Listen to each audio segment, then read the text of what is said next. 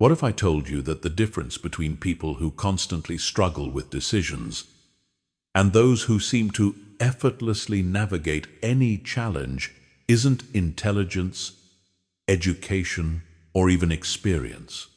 The real difference is that some people have trained their brains to think strategically, while others are trapped in reactive thinking patterns that keep them stuck. Every single day, you make hundreds of decisions. From the moment you wake up to the time you go to sleep, your brain is constantly processing information, evaluating options, and choosing paths forward. But here's the problem. Most people are making these decisions with an untrained mind. They're using mental shortcuts, falling for cognitive traps, and following emotional impulses instead of logical analysis. The result? Poor decisions that compound over time, missed opportunities, and a constant feeling of being one step behind. But what if there was a way to completely rewire how your brain approaches problems? What if you could develop the same type of strategic thinking that allows chess grandmasters to see 20 moves ahead, or that enables successful entrepreneurs to spot opportunities that others miss entirely? That's exactly what we're going to explore today.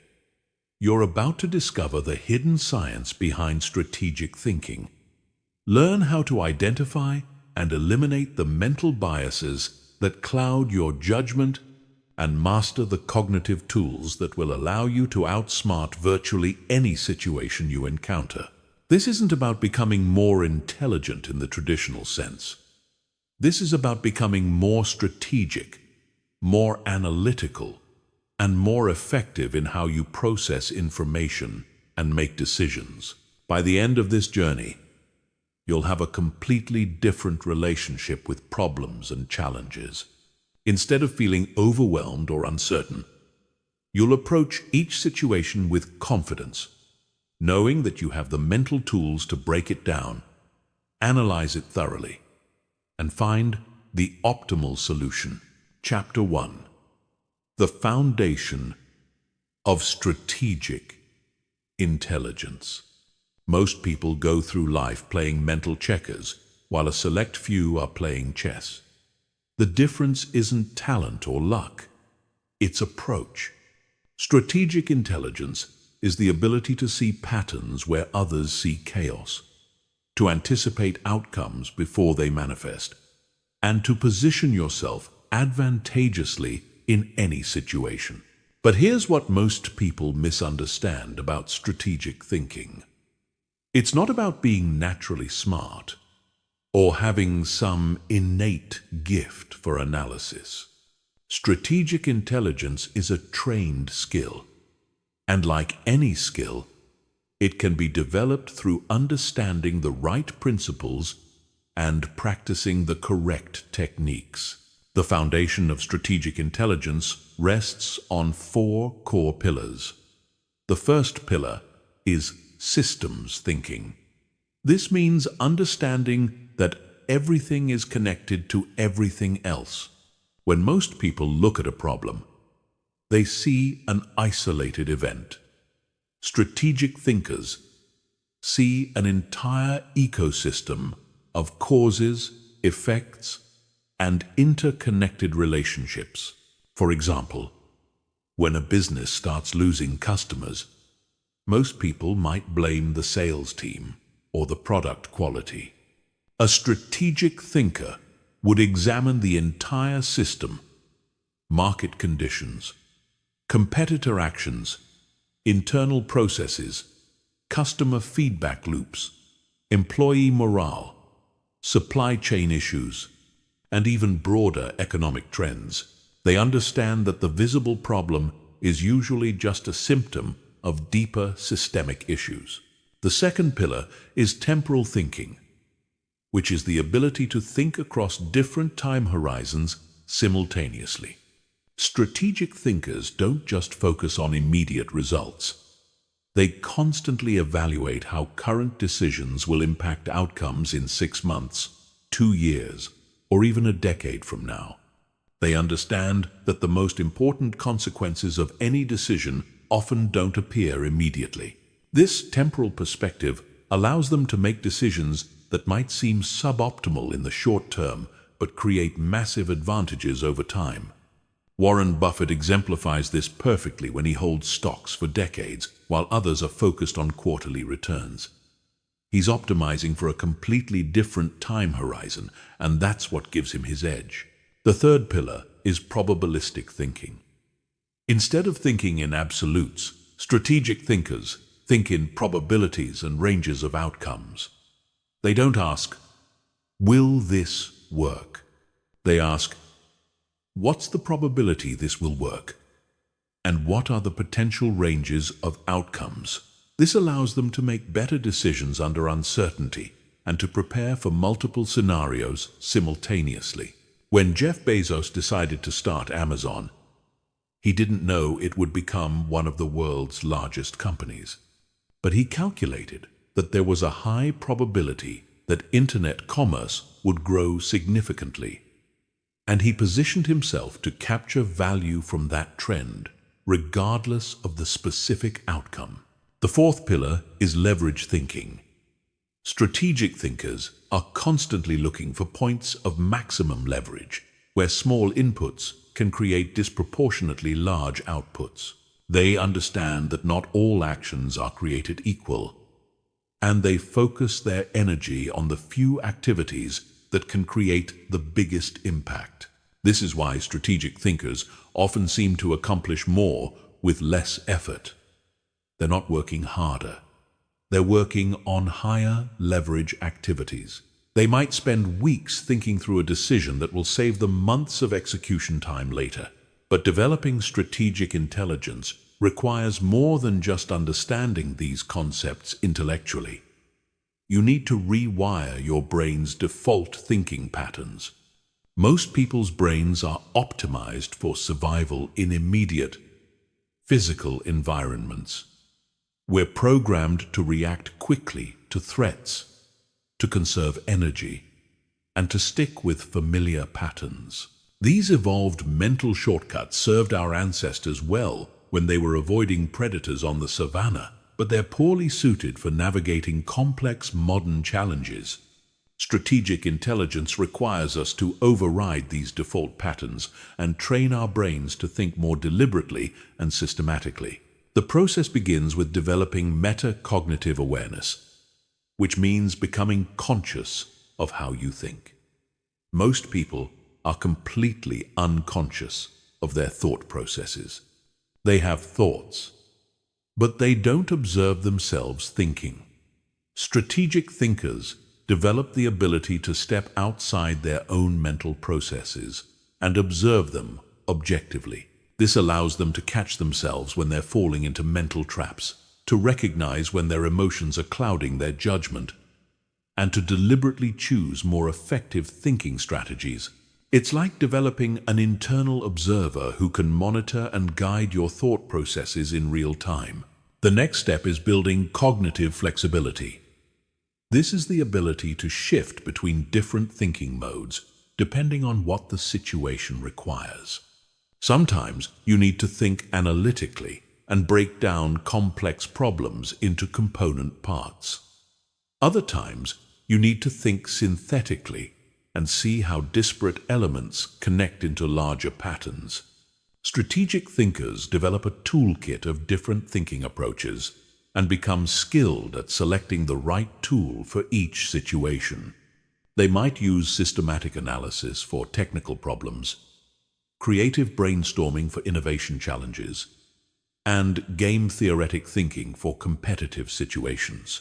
Finally, strategic intelligence requires developing what psychologists call intellectual humility.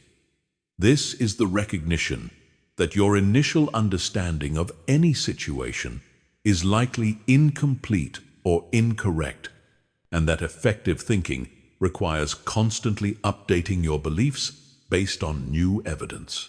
Most people suffer from overconfidence bias.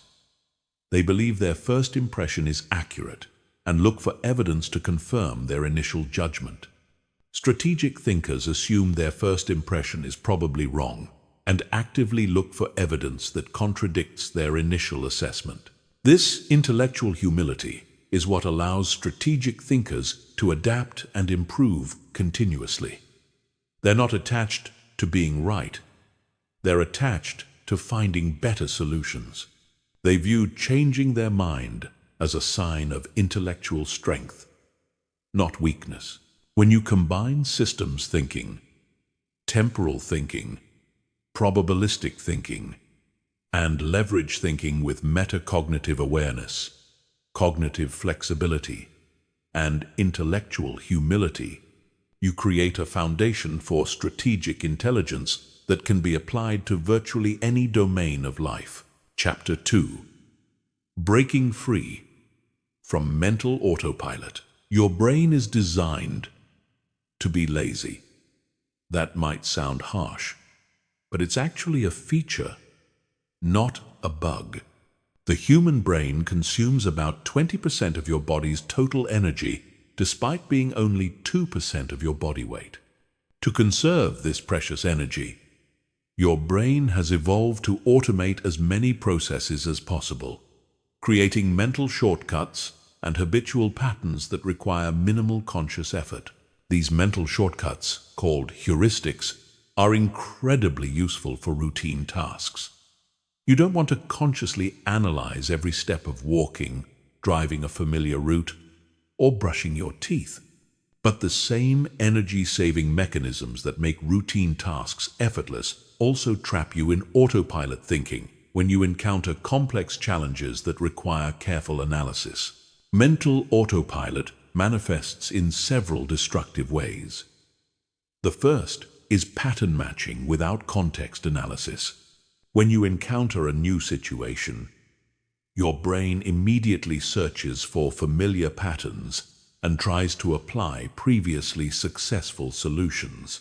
This works well when the new situation truly matches previous experiences, but it fails catastrophically when surface similarities mask fundamental differences. For example, many business leaders who succeeded in stable markets fail when conditions become volatile because they keep applying strategies that worked in the past without recognizing that the underlying dynamics have changed. They're pattern matching without updating for new contexts. The second manifestation is emotional hijacking. When you encounter stress, uncertainty, or conflict, primitive parts of your brain designed for physical survival take over from the more sophisticated regions responsible for strategic thinking. Your nervous system floods with stress hormones that impair working memory, reduce cognitive flexibility, and narrow your attention to immediate threats. This is why people often make their worst decisions when the stakes are highest. The pressure of important decisions triggers the exact mental state that's least conducive to good decision-making. Breaking free from autopilot requires learning to recognize these emotional hijacking episodes and developing techniques to restore clear thinking. The third manifestation is cognitive conservatism, which is the tendency to stick with familiar approaches even when they're no longer optimal. Your brain treats new approaches as risky because they require energy and attention, while familiar approaches feel safe because they've been successful before. This bias toward the familiar keeps people trapped in suboptimal patterns long after better alternatives become available. It's why organizations often resist innovation, why individuals stay in unsatisfying situations, and why entire industries can be disrupted by outsiders who aren't constrained by traditional thinking. Breaking free from mental autopilot requires developing what neuroscientists call cognitive control. This is your ability to consciously direct your attention, override automatic responses, and choose more deliberate thinking strategies. Think of it as developing a mental override system that can take control when your default patterns aren't serving you. The first step in developing cognitive control is creating trigger recognition systems. These are mental alerts that help you recognize when you're operating on autopilot and need to shift into more deliberate thinking. Some common triggers include feeling stuck on a problem, experiencing strong emotional reactions, noticing that you're applying familiar solutions without analysis, or realizing that you're avoiding difficult decisions. When you notice these triggers, the next step is implementing what psychologists call cognitive debiasing techniques. These are specific mental exercises designed to counteract your brain's automatic shortcuts and restore clear thinking. One powerful technique is the outside view method. When you're analyzing a situation, instead of focusing on the specific details that make your situation feel unique, you step back and ask, what typically happens in situations like this? This forces you to consider base rates and statistical patterns rather than getting lost in the details that make your situation feel special. Another essential technique is prospective hindsight, also known as the pre-mortem. Instead of trying to predict what will go right, you imagine that your plan has failed spectacularly and work backward to identify what could have caused the failure. This technique is remarkably effective at revealing blind spots and potential problems that normal planning processes miss. A third critical technique is consider the opposite. Whenever you form a strong opinion or reach a confident conclusion, you deliberately generate arguments for the opposite position. This isn't about becoming indecisive or losing confidence in your judgment. It's about stress testing your thinking and ensuring that your conclusions can withstand scrutiny. But perhaps the most important cognitive debiasing technique is developing what researchers call intellectual empathy. This is the ability to genuinely understand perspectives that differ from your own, not just superficially, but at a deep level, where you can see how reasonable people might reach different conclusions.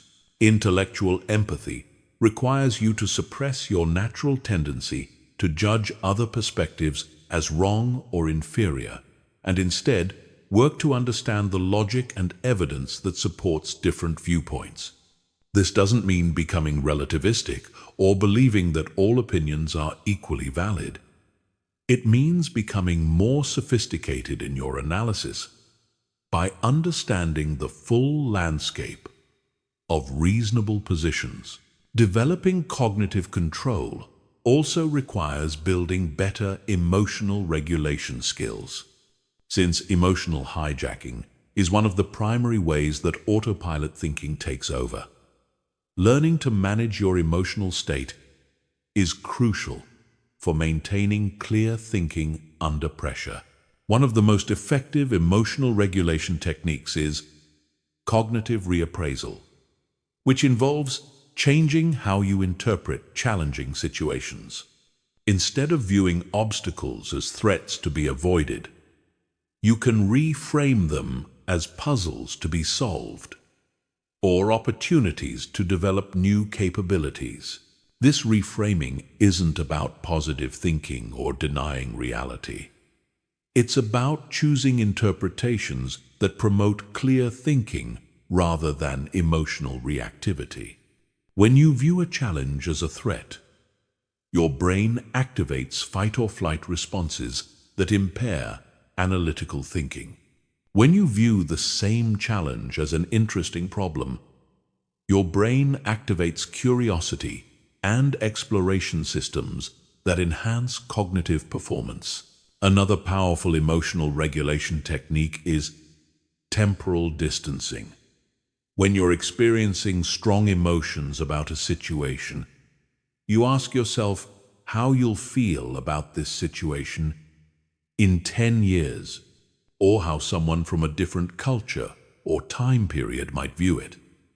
This perspective shift helps reduce emotional intensity and restore analytical thinking. The goal isn't to eliminate emotions from decision-making entirely.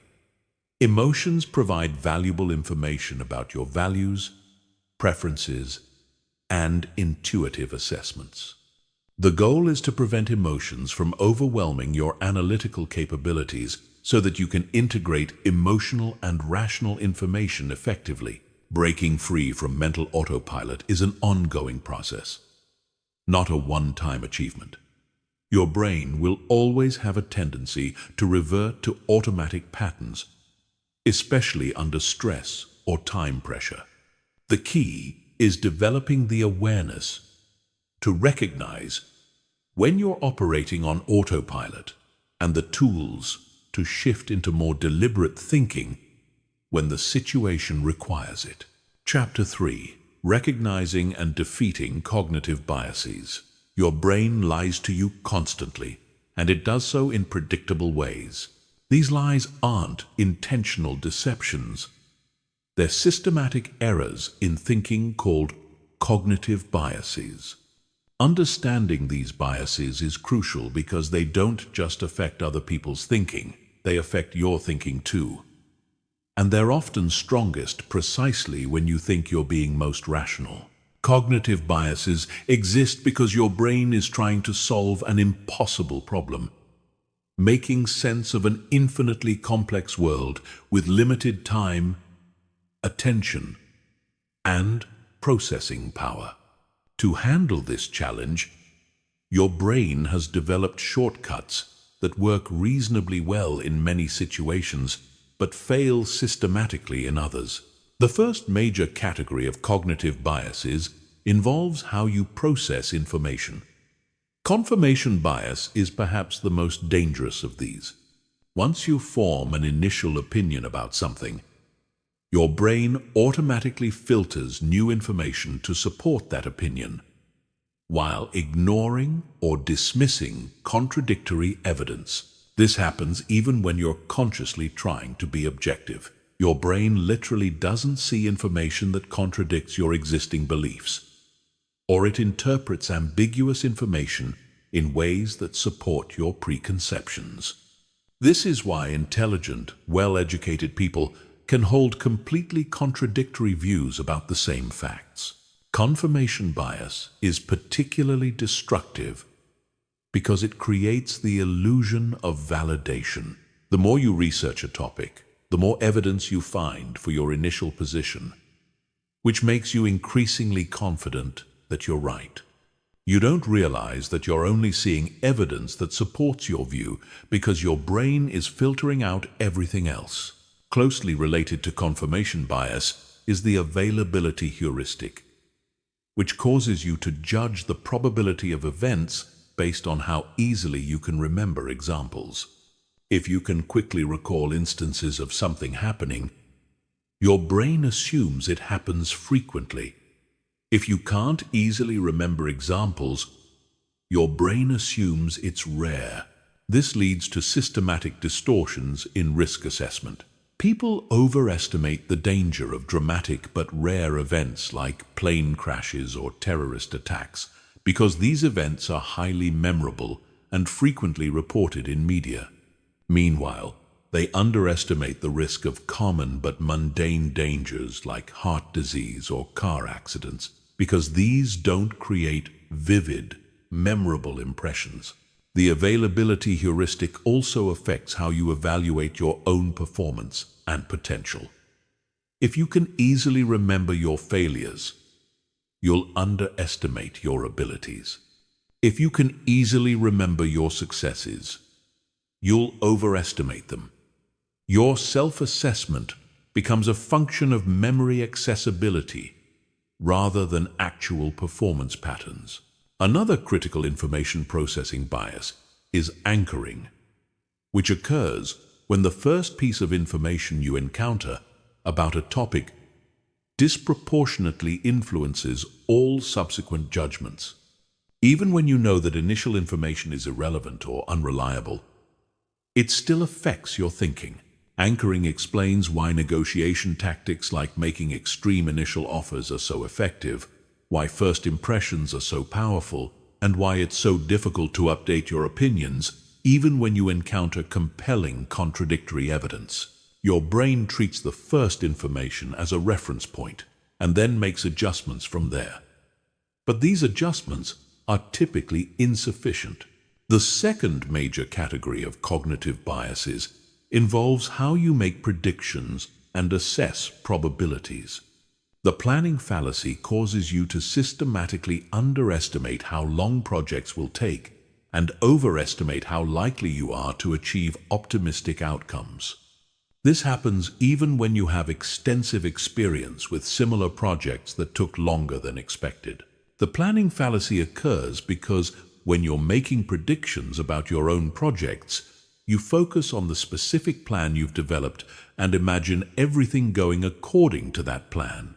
You don't adequately consider the reference class of similar projects and their actual outcomes, nor do you sufficiently account for unexpected complications and delays. This bias affects everything from personal goal setting to major business and government projects. It's why software development projects routinely exceed their timelines, why construction projects go over budget, and why people consistently fail to achieve their personal improvement goals on the timelines they set. Related to the planning fallacy is overconfidence bias, which causes you to overestimate the accuracy of your judgments and predictions. When asked to provide confidence intervals for estimates, most people provide ranges that are far too narrow. Events that they think have a 5% chance of occurring actually happen about 20 to 30% of the time. Overconfidence bias is particularly dangerous for complex decisions because it prevents you from adequately preparing for scenarios where your primary plan doesn't work. If you're overconfident about your predictions, you won't invest enough effort in contingency planning or risk management. The third major category involves social and motivational biases. Self-serving bias causes you to interpret information in ways that support your self-image and interests. When good things happen to you, you attribute them to your skill and effort. When bad things happen, you attribute them to external factors beyond your control. This bias extends beyond personal outcomes to affect how you evaluate ideas, opportunities, and other people. You're more likely to believe information that makes you look good or supports positions you've already taken publicly. You're more likely to dismiss information that threatens your status or requires you to admit mistakes.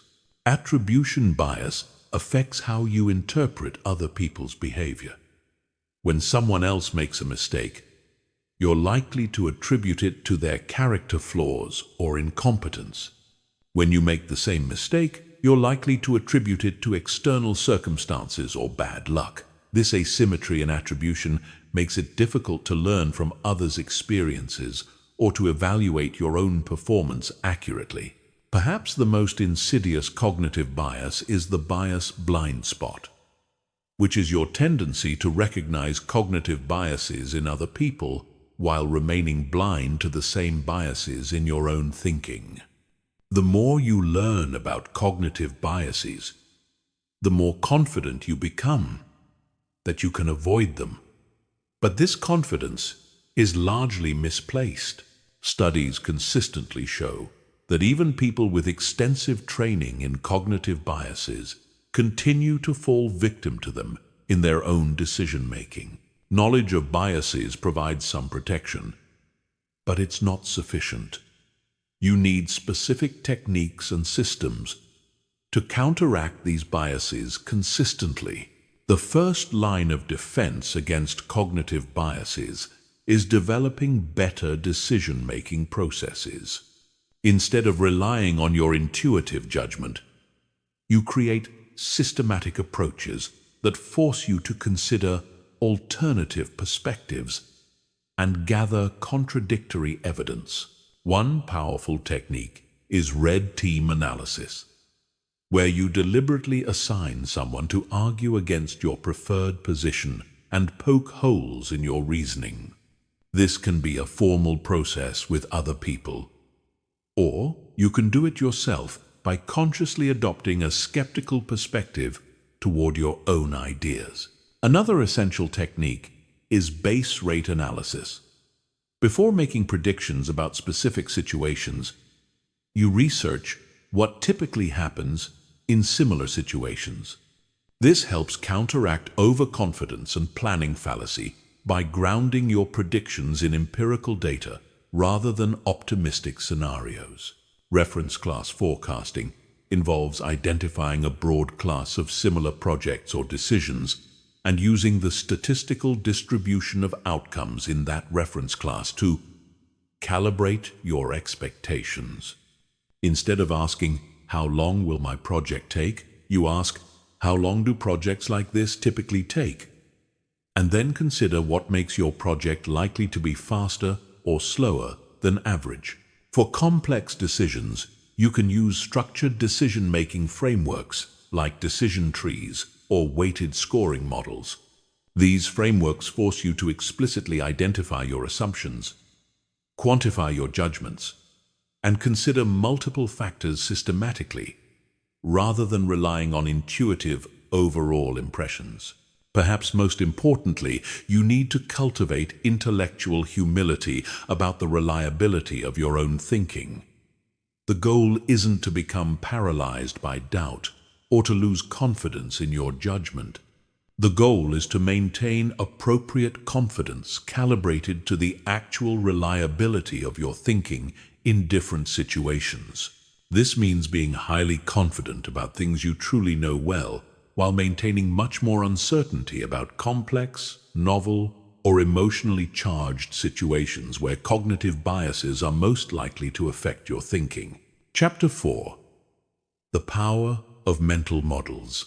Mental models are perhaps the most powerful tools in strategic thinking. Yet most people go through life using only a handful of these cognitive frameworks without even realizing it. A mental model is essentially a simplified representation of how something works. It's a thinking tool that helps you understand, predict, and navigate complex situations by providing structure for your analysis. The extraordinary power of mental models lies in their ability to transfer insights across domains. When you truly understand a mental model, you can apply it to situations far beyond where you originally learned it. This is why polymaths and strategic thinkers often seem to have insights that specialists miss. They're applying mental models from different fields to illuminate new aspects of problems. Consider the mental model of compound interest, which most people understand only in financial contexts. But compound interest applies to any situation where small, consistent actions create exponential results over time. Learning compounds when you build knowledge on previous knowledge. Relationships compound when trust builds on previous positive interactions. Skills compound when new capabilities build on existing foundations. Understanding compound interest as a general mental model helps you recognize these patterns across all areas of life and make better decisions about where to invest your time and attention. You start looking for opportunities to create compound effects rather than just linear improvements. The first category of essential mental models involves understanding systems and feedback loops. The most fundamental of these is the concept of feedback loops themselves. A feedback loop occurs when the outputs of a system are routed back as inputs, creating a loop of cause and effect. Positive feedback loops amplify changes, creating exponential growth or decline. When a company's success allows it to attract better talent, which leads to better products, which leads to more success, that's a positive feedback loop. When a person's lack of confidence leads to poor performance, which leads to more self-doubt, which leads to worse performance, that's also a positive feedback loop, but in a destructive direction. Negative feedback loops create stability by counteracting changes. When you feel cold, you shiver to generate heat, which warms you up, which reduces the shivering. When a market price gets too high, demand decreases, which causes the price to fall back down. Understanding feedback loops helps you identify why some problems persist despite your efforts to solve them, why some strategies create unexpectedly dramatic results, and how to design interventions that work with natural system dynamics rather than against them. Another crucial systems model is the concept of leverage points. These are places within a system where small changes can produce big impacts. Most people focus on changing parameters within systems, trying to work harder or do more of what they're already doing. But higher leverage comes from changing the structure of systems, the goals of systems, or the paradigms that create systems. For example, if you're trying to improve your health, you could focus on the parameter level by exercising more or eating better. But higher leverage might come from changing your environment to make healthy choices easier, or changing your identity to see yourself as someone who naturally makes healthy choices. The second category involves mental models for decision-making under uncertainty. Probabilistic thinking is the foundation of this category. Instead of thinking in terms of certainties, you think in terms of probability distributions and expected values. This doesn't mean you need to assign precise numerical probabilities to everything. It means developing intuitive appreciation for concepts like uncertainty, variance, and expected outcomes. When you're considering a job opportunity, instead of asking, "Is this a good opportunity?" you ask, "What's the range of possible outcomes? What's the probability of each outcome? And what's the expected value, considering both upside potential and downside risk?" Expected value thinking helps you make better decisions when outcomes are uncertain.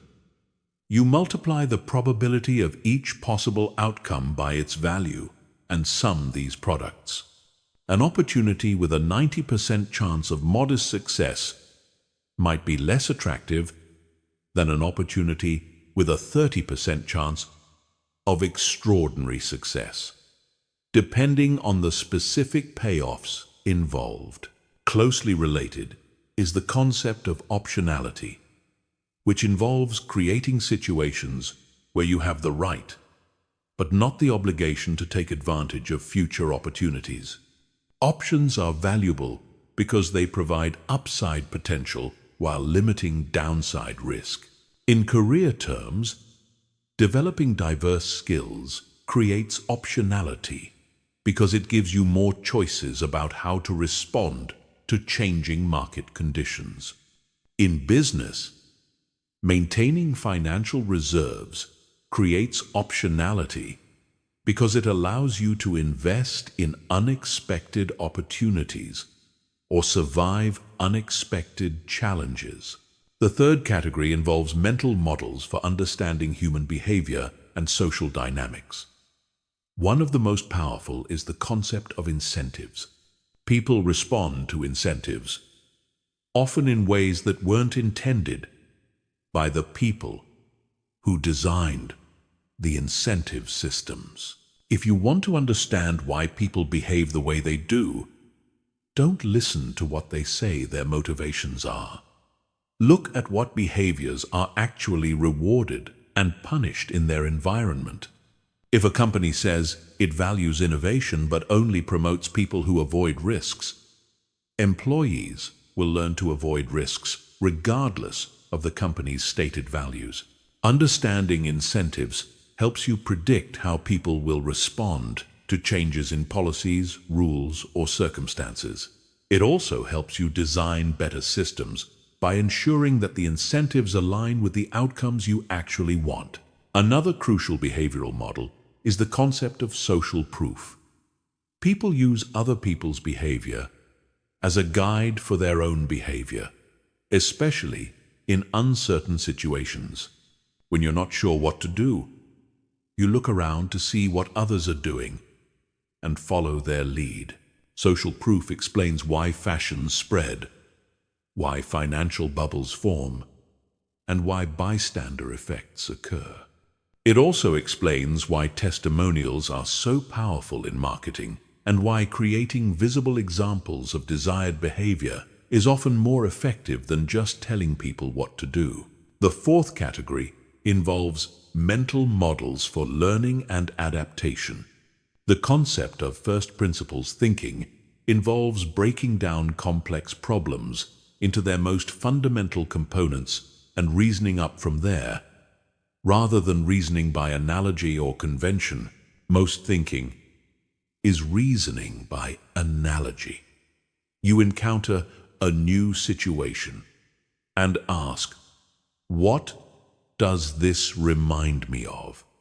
Then you apply solutions that worked in the analogous situation. This works well when the analogy is accurate, but it fails when surface similarities mask fundamental differences. First principles thinking requires you to ask, what are the basic laws and constraints that govern this situation, rather than what has worked in similar situations. This approach often reveals possibilities that analogical thinking misses because it's not constrained by existing solutions. Elon Musk famously applied first principles thinking to rocket design. Instead of accepting the conventional wisdom that rockets are expensive, he asked what rockets are actually made of and how much those materials should cost. This led to breakthrough innovations in rocket reusability that dramatically reduced launch costs. Another powerful learning model is the concept of mental simulation. Instead of just analyzing situations abstractly, you run detailed simulations in your mind, imagining how different scenarios might unfold over time. This helps you anticipate problems, identify opportunities, and develop more robust strategies. Mental simulation is particularly valuable for preparing for high-stakes situations. Athletes use mental simulation to practice performance under pressure. Negotiators use it to anticipate the other party's responses to different tactics. Leaders use it to think through how their decisions might ripple through their organizations. The key to using mental models effectively is developing what Charlie Munger calls a latticework of models. No single mental model is sufficient for understanding complex situations. You need multiple models that complement and reinforce each other. When you encounter a challenging situation, you don't just apply one mental model. You apply several different models and look for insights that emerge from the intersection. Where multiple models point in the same direction, you can have higher confidence. Where they point in different directions, you know you need to dig deeper. The most powerful mental models are ones that apply across multiple domains. These include concepts like network effects, economies of scale, opportunity cost, margin of safety, and regression to the mean. When you truly understand these models, you start seeing their patterns everywhere, which dramatically improves your ability to navigate complex situations. Chapter 5. First Principles Thinking Revolution. Most people think by analogy. They encounter a new situation and immediately ask, what does this remind me of? Then they apply solutions that worked in similar situations.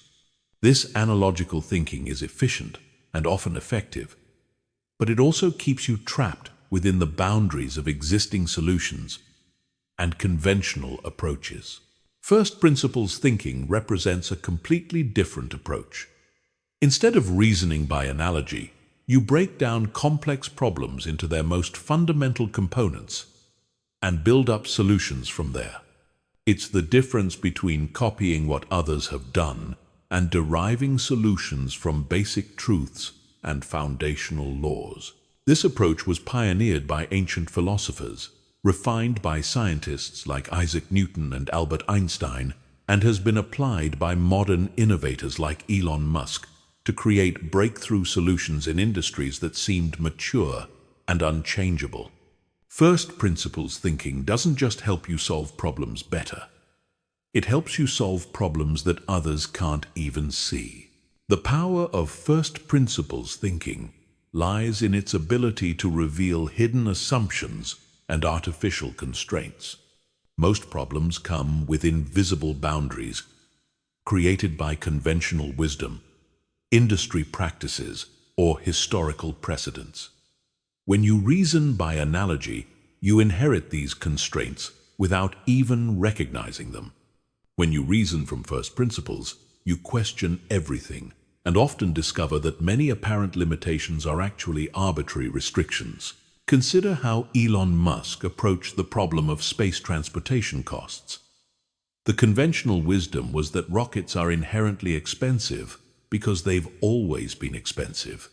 By reasoning from analogy, you would look at existing rocket designs and try to make incremental improvements to reduce costs slightly. But Musk applied first principles thinking. He asked, what is a rocket really? What are the fundamental materials and energy requirements? What are the basic physical laws that govern rocket propulsion? This analysis revealed that the raw materials in a rocket should cost only a small fraction of traditional rocket prices.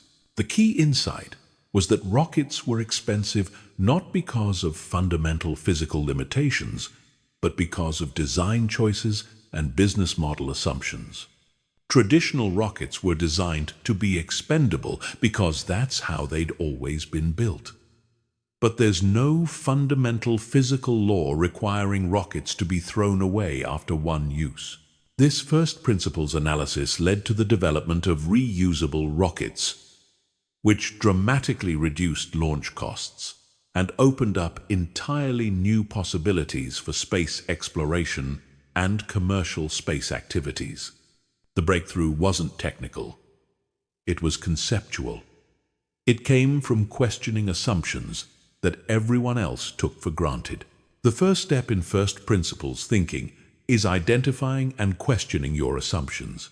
Most problems come preloaded with assumptions about what's possible, what's required, and what approaches might work. These assumptions are often so deeply embedded that you don't even recognize them as assumptions. They just seem like facts about the nature of the problem. To surface these hidden assumptions, you need to constantly ask, why? And what if this weren't true? For every constraint or requirement in your problem, ask whether it's a fundamental law of nature or an arbitrary human convention. Most constraints turn out to be conventions. For example, if you're trying to improve education, you might assume that learning requires students to sit in classrooms, listen to lectures, and take tests. But these are conventions, not fundamental requirements for learning. When you question these assumptions, you open up possibilities for completely different educational approaches. The second step is breaking down complex problems into their fundamental components. This requires identifying the basic elements, relationships, and principles that actually govern the situation, rather than focusing on surface features or traditional categories. This decomposition process often reveals that problems which seem completely different are actually variations of the same underlying challenge, or that problems which seem similar are actually fundamentally different in ways that require completely different approaches. Take the problem of traffic congestion. Traditional thinking focuses on building more roads or improving traffic flow. But first principles analysis might reveal that the fundamental issue is the inefficient use of space and time in transportation systems. This could lead to solutions involving shared autonomous vehicles, dynamic routing, or alternative transportation modes that don't require individual car ownership. The third step is rebuilding solutions from the ground up, using only the fundamental components and principles you've identified. This is where first principles thinking becomes creative and generative. You're not just analyzing existing solutions. You're constructing new possibilities from basic building blocks. This reconstruction process often leads to solutions that seem obvious in retrospect, but were invisible before because they violated conventional assumptions. The key is to remain open to possibilities that might seem impractical or impossible at first glance. One of the most powerful applications of first principles thinking is in business model innovation. Most businesses operate within industry conventions about how value is created, delivered, and captured. But these conventions are often arbitrary and can be reimagined from first principles. Netflix applied first principles thinking to entertainment distribution. Instead of accepting the conventional model of physical media rental, they asked, what do customers actually want? What are the fundamental requirements for delivering entertainment value? This led to mail-based DVD rental, then streaming, then original content production, each step representing a first principles reimagining of entertainment delivery. Amazon applied similar thinking to retail. Instead of accepting conventional assumptions about the need for physical stores, inventory management, and local market focus, they asked, what are customers actually trying to accomplish when they shop? What are the fundamental requirements for commerce? This led to innovations in online retail, logistics, cloud services, and artificial intelligence. First principles thinking is particularly powerful for personal development and career strategy. Most people make career decisions based on conventional paths and social expectations. They choose majors based on what seems practical, take jobs based on what's available, and develop skills based on what employers currently value. But first principles career thinking asks different questions. What problems do I find genuinely interesting and important? What are my fundamental strengths and energy sources? What types of value creation align with who I am at a deep level? What would I work on if conventional career constraints didn't exist? This approach often reveals career possibilities that aren't represented in traditional job categories or educational programs. It might lead you to create entirely new roles, combine skills from different fields in novel ways, or build businesses around problems that others haven't recognized yet. First principles thinking also transforms how you approach personal challenges and life decisions. Instead of accepting conventional wisdom about relationships, health, productivity, or happiness, you can examine these areas from fundamental principles. For health, instead of following the latest diet trends, you might ask, what does my body actually need to function optimally? What are the fundamental principles of human metabolism, sleep, stress management, and physical conditioning? This could lead to highly personalized approaches that work better than generic solutions. For productivity, instead of adopting popular productivity systems, you might ask, what am I actually trying to accomplish? What are the fundamental requirements for sustained creative work? How does my brain actually work? And what conditions optimize my performance? This might lead to customized approaches that fit your specific situation better than one-size-fits-all methodologies. However, first principles thinking isn't always the right approach. It requires significant time and mental energy, and it's not necessary for every decision.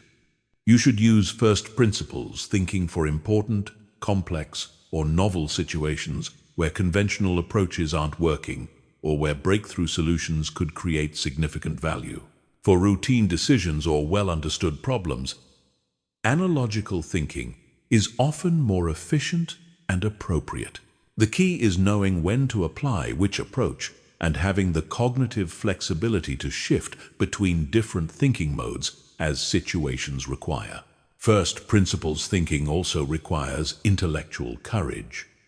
When you question fundamental assumptions and propose solutions that violate conventional wisdom, you'll often face skepticism and resistance.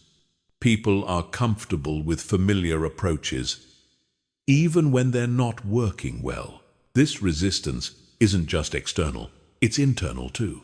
Your own brain will resist first principles thinking because it requires more effort and creates more uncertainty than analogical thinking. You'll need to develop tolerance for ambiguity and confidence in your ability to reason through complex problems from scratch. The ultimate goal of first principles thinking isn't to reject all conventional wisdom or to reinvent everything from scratch. It's to develop the ability to distinguish between fundamental truths and arbitrary conventions, so you can leverage what actually works while remaining free to innovate where innovation is needed. When you master first principles thinking, you develop what could be called conceptual independence. You're no longer limited by other people's assumptions about what's possible or necessary. You can see problems clearly and construct solutions that fit the actual requirements of situations rather than the inherited assumptions about how things should be done. This conceptual independence is one of the most valuable capabilities you can develop in a rapidly changing world where many conventional approaches are becoming obsolete and new challenges require fresh thinking approaches. Chapter 6. Mastering Decision Making Under Pressure. The quality of your life is determined by the quality of your decisions. But most people make their worst decisions precisely when the stakes are highest. When pressure mounts, deadlines loom, or conflicts arise. The cognitive systems responsible for strategic thinking get hijacked by primitive survival mechanisms designed for physical threats, not complex modern challenges. Understanding how pressure affects your brain is the first step in maintaining decision-making quality under stress. When you perceive a threat or urgent deadline, your nervous system releases stress hormones like cortisol and adrenaline. These chemicals narrow your attention, impair working memory, and shift your brain into reactive mode rather than reflective mode. This stress response was adaptive when our ancestors faced immediate physical dangers, but it's counterproductive for modern challenges that require careful analysis and creative problem solving. The same physiological state that helps you run from a predator will sabotage your ability to navigate a complex negotiation or make a strategic business decision. The first technique for maintaining decision quality under pressure is stress inoculation. This involves deliberately practicing decision-making in high-pressure situations, so your brain learns to maintain cognitive function despite stress. Military units, emergency responders, and elite athletes all use variations of stress inoculation training. You can apply this principle by creating artificial pressure when practicing important skills. If you need to give presentations under pressure, practice your presentations while doing physical exercise or under time constraints. If you need to make financial decisions under stress, practice with simulated scenarios that include emotional pressure and time limits. The key is gradually increasing the pressure in controlled environments, so your brain develops the neural pathways needed to maintain cognitive function under stress. This isn't about becoming immune to stress. It's about training your brain to access analytical thinking, even when your nervous system is activated. Another crucial technique is implementing decision-making protocols. These are predetermined frameworks that guide your thinking process when your natural cognitive abilities are compromised by pressure. Having a systematic approach reduces the cognitive load of deciding how to think about a problem, allowing you to focus your limited mental resources on the actual analysis. One powerful protocol is the OODA loop, developed by military strategist John Boyd. OODA stands for Observe, Orient, Decide, and Act. Under pressure, you systematically observe the situation. Orient yourself by understanding the context and your objectives. Decide on a course of action and act decisively while remaining ready to restart the cycle as conditions change. This framework prevents you from rushing into action without adequate analysis, while also preventing you from getting stuck in analysis paralysis. It provides structure for thinking under pressure, while maintaining the flexibility to adapt as situations evolve. For complex decisions under pressure, use the rapid decision-making matrix. List your main options. Identify the 3 most important criteria for evaluating those options, and quickly score each option on each criterion. This forces you to be explicit about your priorities and provides a structured way to compare alternatives even when you don't have time for exhaustive analysis. The matrix prevents you from being overwhelmed by complexity while ensuring that you consider multiple factors rather than making decisions based on the most salient or emotionally compelling single factor. Temporal thinking becomes especially important under pressure. When you feel rushed, your natural tendency is to focus entirely on immediate consequences while ignoring long-term implications. This leads to decisions that solve immediate problems but create bigger problems later. Counter this by implementing the 10-10-10 rule. For any significant decision under pressure, quickly consider how you'll feel about each option in 10 minutes, 10 months, and 10 years. This forces you to maintain temporal perspective even when immediate pressures are screaming for attention. Sometimes the pressure itself is artificial or self-imposed. Many urgent decisions aren't actually urgent when examined carefully. Before accepting time pressure as real, ask whether the deadline is truly fixed or whether it's possible to buy more time for better analysis. Often, spending a small amount of time negotiating for more decision time will dramatically improve the quality of your eventual decision. The key is distinguishing between real deadlines that can't be moved and artificial deadlines that exist primarily to create pressure. When deadlines are truly fixed, focus on making good enough decisions rather than perfect decisions. The enemy of good decisions under pressure isn't imperfection, it's perfectionism. Perfectionism leads to analysis paralysis, missed deadlines, and default outcomes that are worse than any conscious choice you could have made. Good enough decision-making requires identifying the minimum viable criteria for an acceptable decision and choosing the first option that meets those criteria rather than continuing to search for the theoretically optimal solution. Another critical skill is recognizing when to defer decisions. Not every urgent request requires an immediate decision. Sometimes the best response to pressure is to clearly communicate when you'll make the decision and what information you need to make it well. This approach often reveals that many supposedly urgent decisions become irrelevant if you wait, or that better options become available once the artificial urgency subsides. Strategic thinkers understand that declining to make premature decisions is itself a form of decision-making. Chapter 7.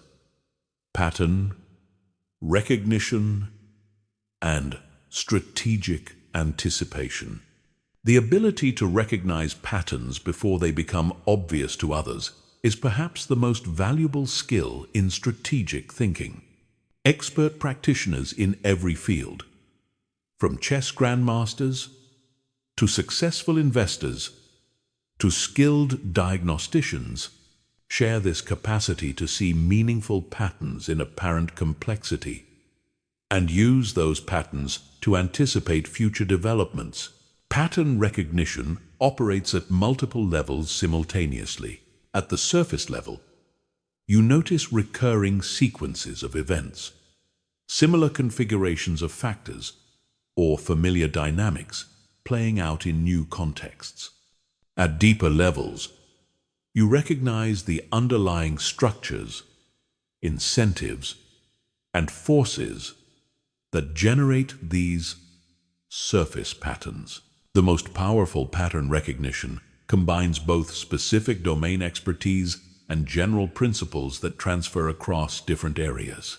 When you understand both the particular patterns of your specific field and the universal patterns that appear everywhere, you develop what could be called meta-pattern recognition. The ability to see patterns in how patterns form and evolve. Developing pattern recognition begins with systematic observation and memory cultivation. Most people observe their environment passively, noticing only what directly affects them or what's obviously dramatic. Strategic pattern recognition requires active, structured observation, where you deliberately look for connections, cycles, and recurring themes. Start by identifying the key variables in your domain and tracking how they change over time. If you're interested in business patterns, you might track economic indicators, consumer behavior trends, technology adoption cycles, and competitive dynamics.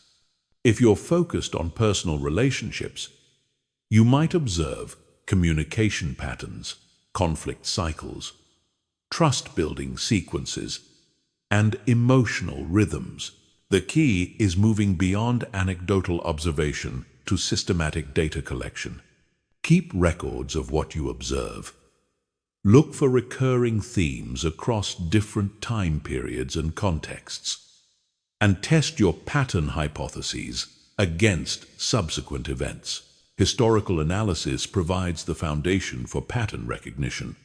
Current events always feel unique and unprecedented, but most seemingly novel situations are variations of patterns that have played out many times before in different contexts.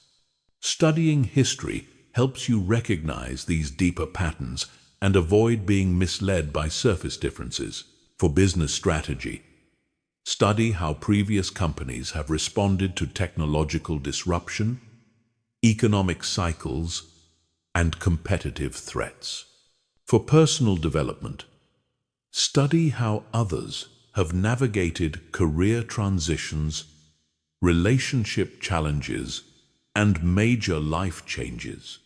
For social and political understanding, study how societies have dealt with similar pressures and conflicts throughout history. The goal isn't to assume that history repeats exactly, but to understand the underlying dynamics that tend to recur in different forms. As Mark Twain supposedly said, "History doesn't repeat, but it often rhymes." Leading indicators are early signals that suggest larger patterns are beginning to unfold. These are changes that occur before the main trend becomes visible to most observers. Identifying reliable leading indicators gives you significant strategic advantages because you can position yourself advantageously before the broader pattern becomes apparent. In economic contexts, leading indicators might include changes in credit conditions, early shifts in consumer sentiment, or emerging technologies that could disrupt existing business models. In organizational contexts, Leading indicators might include changes in key personnel, shifts in resource allocation, or early customer feedback on new initiatives. The challenge with leading indicators is distinguishing meaningful signals from random noise. Not every early change represents the beginning of a larger pattern. Developing reliable pattern recognition requires calibrating your sensitivity to avoid both missing important signals and being distracted by false alarms. Scenario planning enhances pattern recognition by forcing you to think through how different combinations of factors might interact to create various future outcomes. Instead of trying to predict one specific future, you develop multiple plausible scenarios and identify the early warning signs that would suggest each scenario is becoming more likely. This approach helps you recognize patterns as they're emerging rather than only after they're fully established. You become more sensitive to early signals because you've already thought through what those signals might indicate. For each scenario, identify the key variables that would drive that outcome and the early indicators that would suggest those variables are changing in the predicted direction. Then monitor those indicators systematically and update your scenario probabilities as new information becomes available. Cross-domain pattern recognition involves identifying structural similarities between apparently different fields. The same underlying patterns often appear in business, biology, psychology, physics, and social systems. When you recognize these cross-domain patterns, you can transfer insights from areas where patterns are well understood to areas where they're just beginning to emerge. For example, network effects appear in technology platforms, social movements, ecosystem development, and immune system responses. Understanding how network effects work in one domain helps you recognize and anticipate them in other domains. Viral spread patterns appear in infectious diseases, social media content, innovation adoption, and financial contagion. The mathematical models that describe viral spread in epidemiology can provide insights into how ideas, technologies, or market panics might spread through social and economic networks. Anti-fragility patterns appear in biological systems, technological development, and organizational design. Systems that become stronger under stress rather than merely surviving it. Recognizing anti-fragile patterns helps you design strategies that benefit from uncertainty and volatility rather than just defending against them. Cycle recognition is particularly valuable for timing decisions and managing resources. Many patterns are cyclical, repeating with relatively predictable rhythms. Economic cycles, fashion cycles, political cycles, and personal energy cycles all follow recognizable patterns that can inform strategic timing. The key insight about cycles is that their emotional and psychological components are often more predictable than their specific technical details. Even when you can't predict exactly when a market cycle will turn, you can often recognize when sentiment has reached unsustainable extremes that typically precede reversals. Pattern degradation is equally important to recognize. Patterns that have been reliable in the past don't necessarily remain reliable forever. Changes in underlying conditions can make previously predictive patterns less useful or even misleading. Technology disruption often works by breaking patterns that seemed permanent. The rise of digital photography eliminated patterns that had governed the film industry for decades. Social media transformed communication patterns that had been stable for generations. Stay alert for signs that your recognized patterns might be losing their predictive power. When established patterns start producing unexpected results, it's often a signal that underlying conditions have changed and new patterns are emerging. Chapter 8. Advanced Problem Decomposition Techniques. Complex problems often feel overwhelming because your brain perceives them as single, massive challenges rather than collections of smaller, manageable components. Advanced problem decomposition transforms seemingly impossible challenges into systematic workflows where each component can be understood, analyzed, and addressed individually. The fundamental insight behind effective decomposition is that complexity is often an illusion created by interconnection rather than inherent difficulty. Most complex problems consist of multiple simple problems that interact with each other. When you try to solve everything simultaneously, the interactions create confusion and paralysis. When you decompose effectively, you can address each component systematically while managing the interactions explicitly. Structural decomposition begins by identifying the core components of your problem and understanding how they relate to each other. This requires moving beyond surface descriptions to understand the underlying architecture of the challenge you're facing. Start by asking, what are the main subsystems or categories within this problem? For a business challenge, these might be market factors, internal capabilities, competitive dynamics, regulatory constraints, and financial requirements. For a personal challenge, these might be skills, gaps, resource limitations, emotional barriers, time constraints, and relationship factors. Once you've identified the main components, map the relationships between them. Which components influence which others? Where are the feedback loops? Which relationships are causal versus correlational? This relationship mapping often reveals that what seemed like one complex problem is actually several simpler problems with well-defined interaction patterns. Functional decomposition focuses on breaking down problems by the different functions or processes involved. Instead of asking what the problem consists of, you ask what needs to happen to solve it. This approach is particularly powerful for operational challenges where you need to design or improve complex workflows.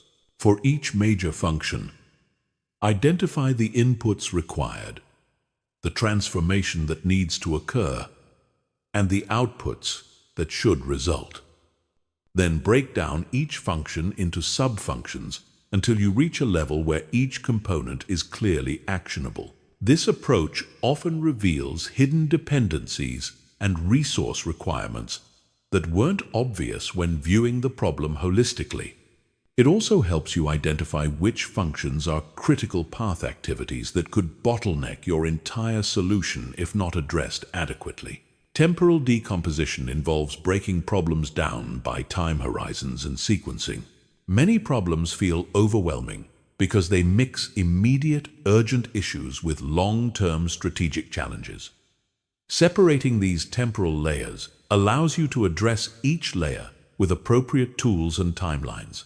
Identify which aspects of your problem need immediate attention, which require medium-term development, and which involve long-term positioning. Create separate work streams for each time horizon while maintaining coordination between them.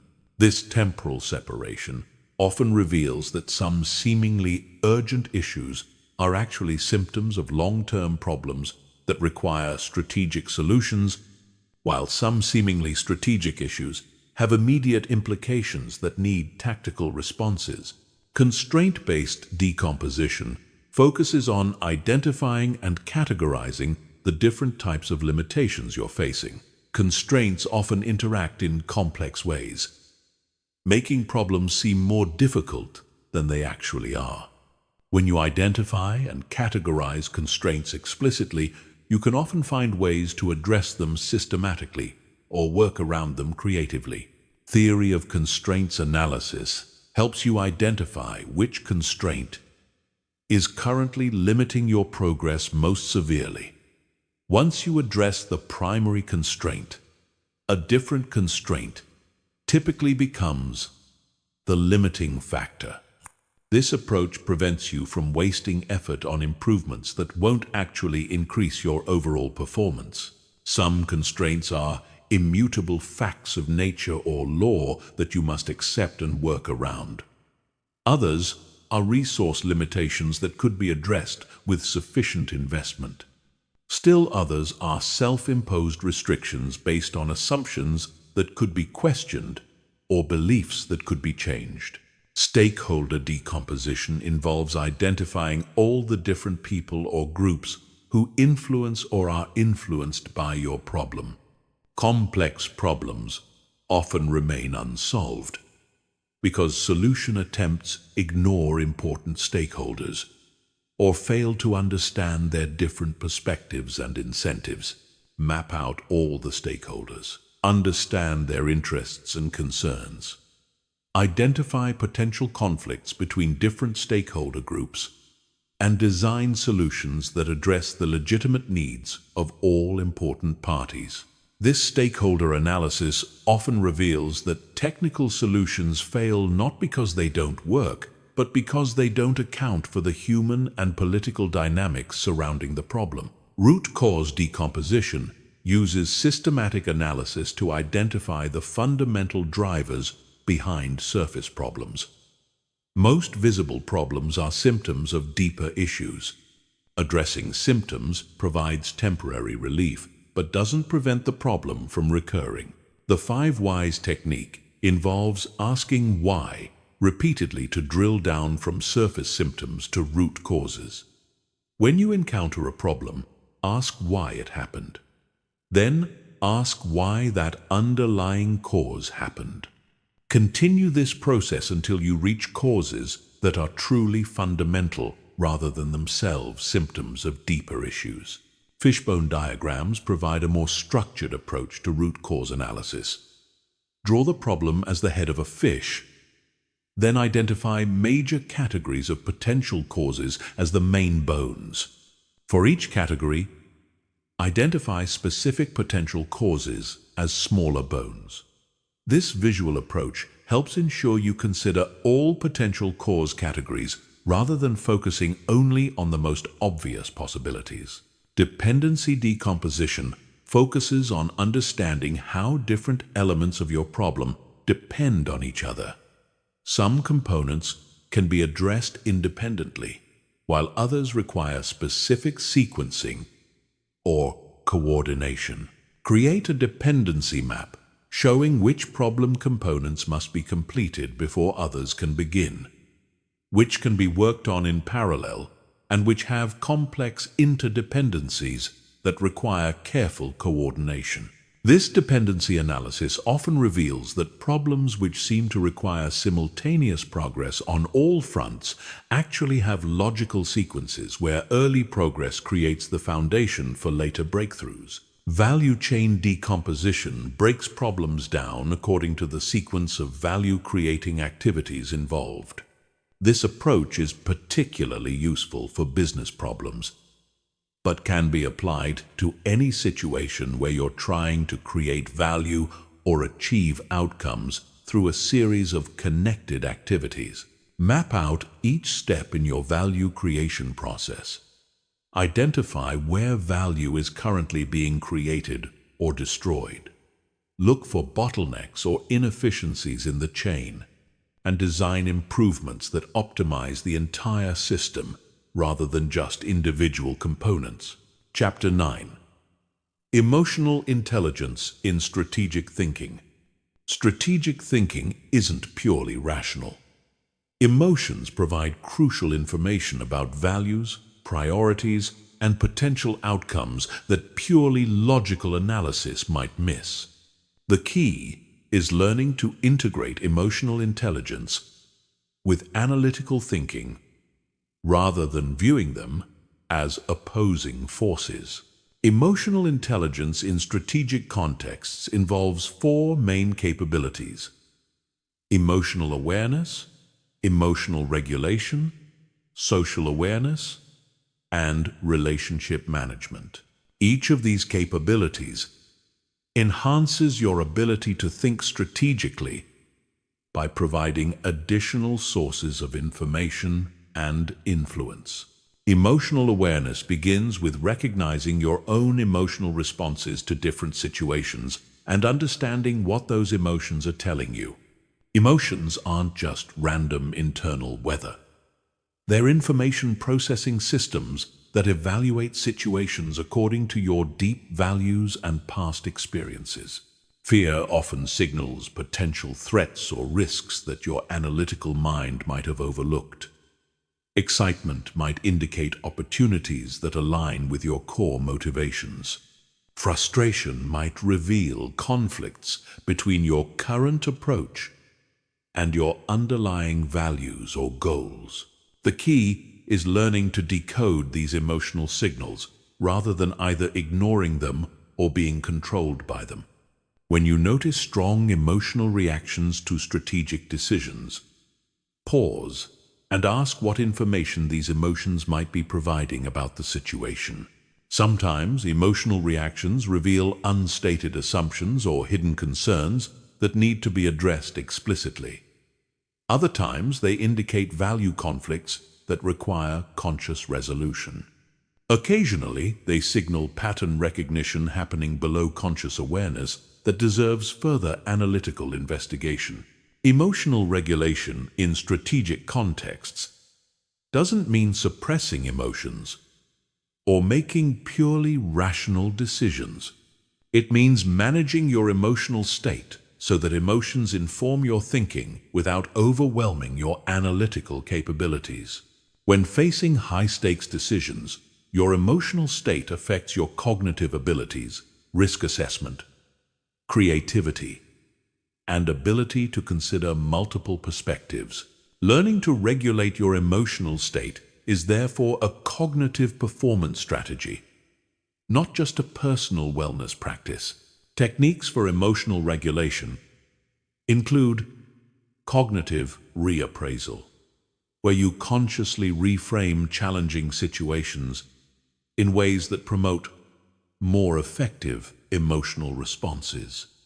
Instead of viewing setbacks as failures, you can reframe them as learning opportunities. Instead of viewing competition as threats, you can reframe them as benchmarks for improvement. Physical regulation techniques like controlled breathing, progressive muscle relaxation, and mindfulness meditation can help restore cognitive function when emotional arousal is interfering with clear thinking. Temporal regulation involves adjusting your time perspective to reduce emotional intensity. When you're feeling overwhelmed by immediate pressures, expanding your time horizon to consider how current challenges fit into longer-term patterns can reduce emotional reactivity and restore strategic perspective.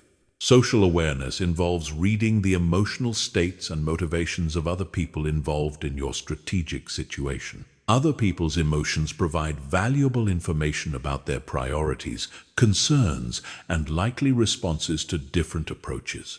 This social emotional intelligence helps you predict how others will respond to your strategic initiatives, identify potential sources of resistance or support, and design approaches that work with human psychology rather than against it.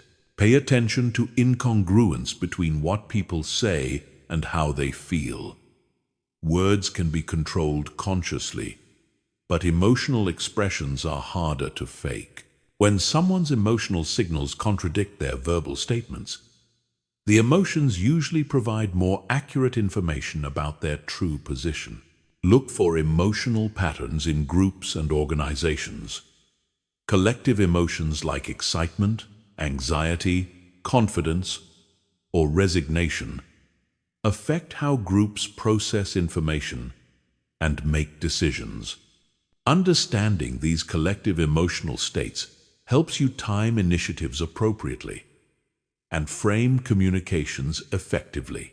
Relationship management involves using emotional intelligence to influence and coordinate with others in pursuit of strategic objectives. This isn't manipulation.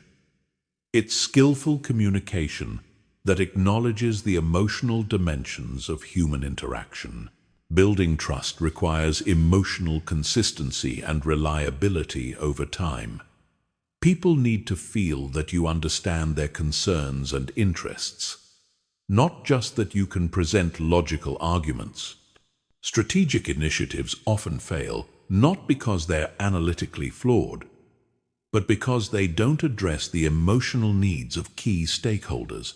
Influence through emotional intelligence involves connecting your strategic objectives with other people's emotional motivations.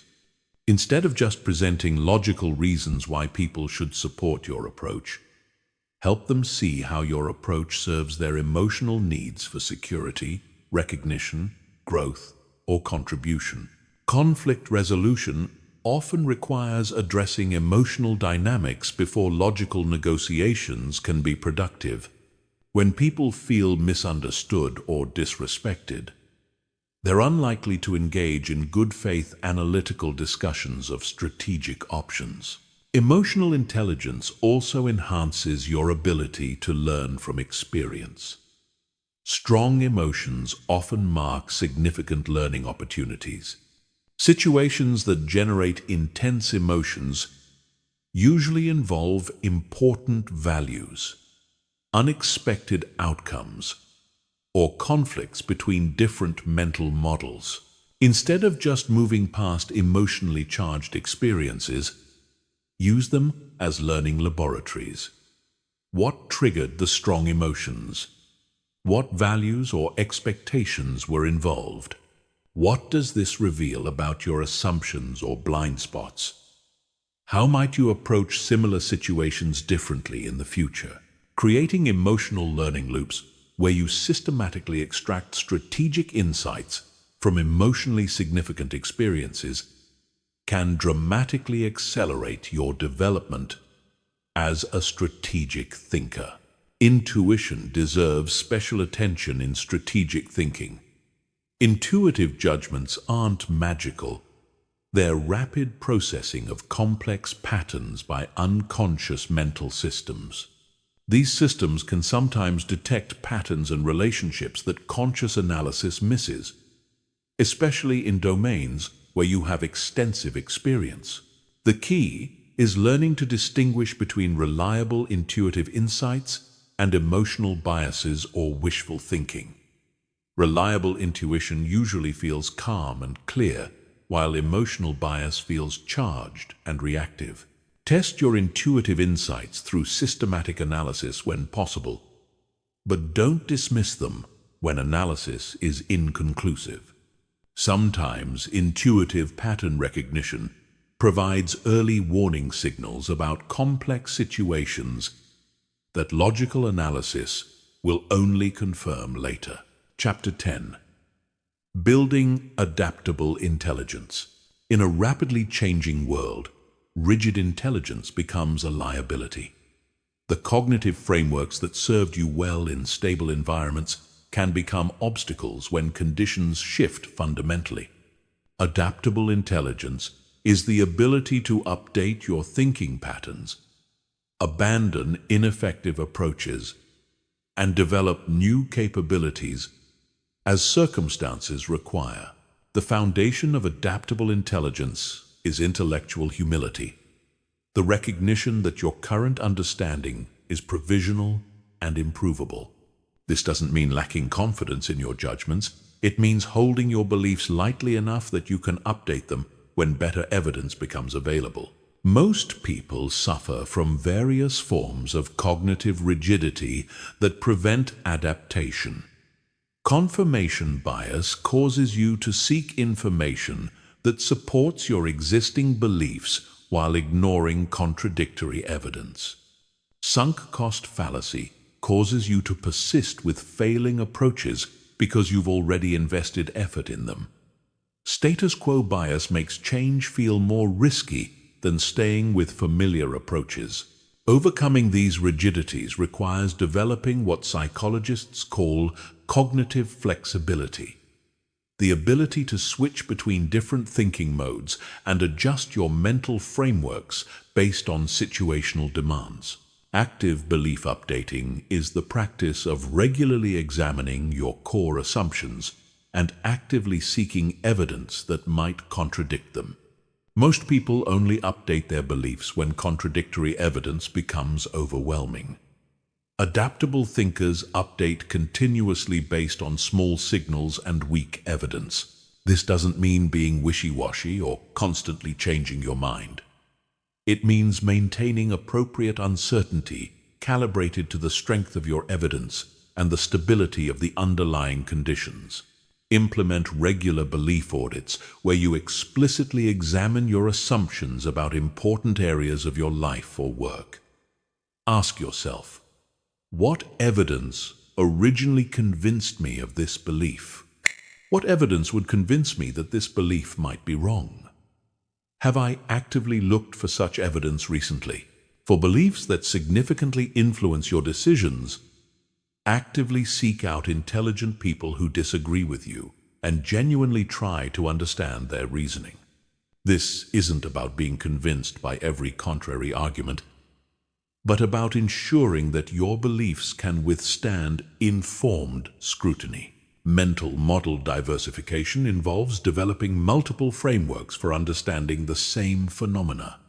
Just as financial diversification reduces investment risk, cognitive diversification reduces the risk of being blindsided by changes that your primary mental models don't anticipate. Study how different disciplines approach similar problems. Economists, psychologists, biologists, physicists, and historians often have completely different frameworks for understanding complex systems. Each framework highlights different aspects of reality and suggests different intervention strategies. Practice switching between different mental models when analyzing the same situation. How would an economist analyze this challenge? How would a systems theorist approach it? What would a game theorist focus on? This multi-perspective analysis often reveals insights that single framework thinking misses. Scenario-based thinking helps build adaptability by forcing you to consider how your strategies might need to change under different conditions. Instead of planning for one expected future, develop contingency plans for multiple possible futures. For each major strategic decision, identify the key assumptions underlying your approach and consider how your strategy would need to change if those assumptions proved incorrect. This scenario planning doesn't just prepare you for different futures. It also reveals the hidden assumptions in your current thinking. Learning velocity becomes crucial in rapidly changing environments. It's not enough to be able to learn. You need to be able to learn faster than the rate of change in your environment. This requires developing more efficient learning processes and being more selective about what you choose to learn. Focus your learning efforts on meta skills that transfer across domains rather than just domain-specific knowledge. Critical thinking, pattern recognition, communication skills, and learning how to learn are examples of meta skills that remain valuable even when specific technical knowledge becomes obsolete. Develop rapid experimentation capabilities that allow you to test new approaches quickly and cheaply before committing significant resources. This experimental mindset treats your strategies as hypotheses to be tested rather than plans to be executed regardless of feedback. Feedback loop optimization involves designing better systems for detecting when your approaches aren't working and need adjustment. Many people get stuck with ineffective strategies because they don't have reliable mechanisms for detecting failure early. Create leading indicators that signal when your strategies are working or failing before the ultimate outcomes become clear. Identify the key metrics that would change first if your approach were failing, and monitor those metrics systematically. Build feedback systems that overcome your natural cognitive biases. Since you're psychologically motivated to interpret ambiguous evidence as supporting your existing approaches, design objective measurement systems that provide clear signals about performance. Anti-fragile design principles help you build strategies that become stronger under stress rather than just surviving stress. Instead of just defending against potential problems, look for ways to benefit from volatility and uncertainty. Develop strategies with optionality built in. Approaches that provide upside potential while limiting downside risk. Maintain diversity in your approaches so that some can benefit when others are struggling. Build redundancy and backup systems so that individual failures don't create systemic collapse. Network-based learning leverages other people's insights and experiences to accelerate your own adaptation. No individual can learn fast enough to keep up with exponential change, but networks of people can process information and develop insights much more rapidly than individuals. Cultivate relationships with people who have different perspectives, expertise, and information sources than you do. Create information-sharing relationships where you can learn from other people's experiments and experiences without having to repeat all their mistakes yourself. The ultimate goal of adaptable intelligence isn't to become someone who changes constantly, but to become someone who changes appropriately. Maintaining stability in your core values and long-term objectives while remaining flexible in your methods and short-term tactics. Chapter 11. Advanced Influence and Persuasion Strategies. True strategic influence isn't about manipulation or coercion. It's about understanding human psychology deeply enough that you can present ideas in ways that resonate with how people naturally think and make decisions. The most powerful influencers don't force people to change their minds. They create conditions where people naturally arrive at better conclusions. The foundation of strategic influence is understanding that people don't make decisions based purely on logic. They make decisions based on a complex interaction of emotions, social pressures, cognitive shortcuts, and rational analysis. When you understand these decision-making processes, you can present information in ways that align with, rather than fight, against natural human psychology. Reciprocity is one of the most powerful influence principles. People feel psychologically obligated to return favors and positive gestures. But strategic reciprocity isn't about keeping score or manipulating people into debt. It's about creating genuine value for others as a foundation for mutually beneficial relationships. The key insight is that the reciprocity principle is triggered more by the thoughtfulness of gestures than by their monetary value. A small favor that demonstrates understanding of someone's specific needs creates more psychological obligation than an expensive but generic gift. Strategic reciprocity involves identifying what others truly value and finding ways to provide that value before asking for anything in return. This might be information, connections, recognition, or simply thoughtful attention to their concerns and interests. Social proof leverages people's tendency to look to others for guidance about appropriate behavior. When people are uncertain about what to do, they observe what others are doing and follow similar patterns. This tendency is strongest when the other people are similar to them or when the situation is ambiguous. Strategic use of social proof involves highlighting examples of people that your audience identifies with who have already adopted the behavior or belief you're promoting. Instead of just presenting logical arguments, you show that reasonable people like them have already reached similar conclusions. The power of social proof is amplified when you can demonstrate that the trend is growing. People want to be part of emerging movements rather than declining ones. Showing momentum and increasing adoption creates psychological pressure to join rather than be left behind. Commitment and consistency leverage people's desire to appear consistent with their previous statements and behaviors. Once people take a public position or make a commitment, they feel psychological pressure to behave in ways that align with that commitment. Strategic commitment building involves getting people to articulate their own reasons for adopting your position, rather than just presenting your reasons to them. When people generate their own arguments, they become psychologically invested in those arguments in ways that external persuasion can't achieve. Small initial commitments often lead to larger commitments later.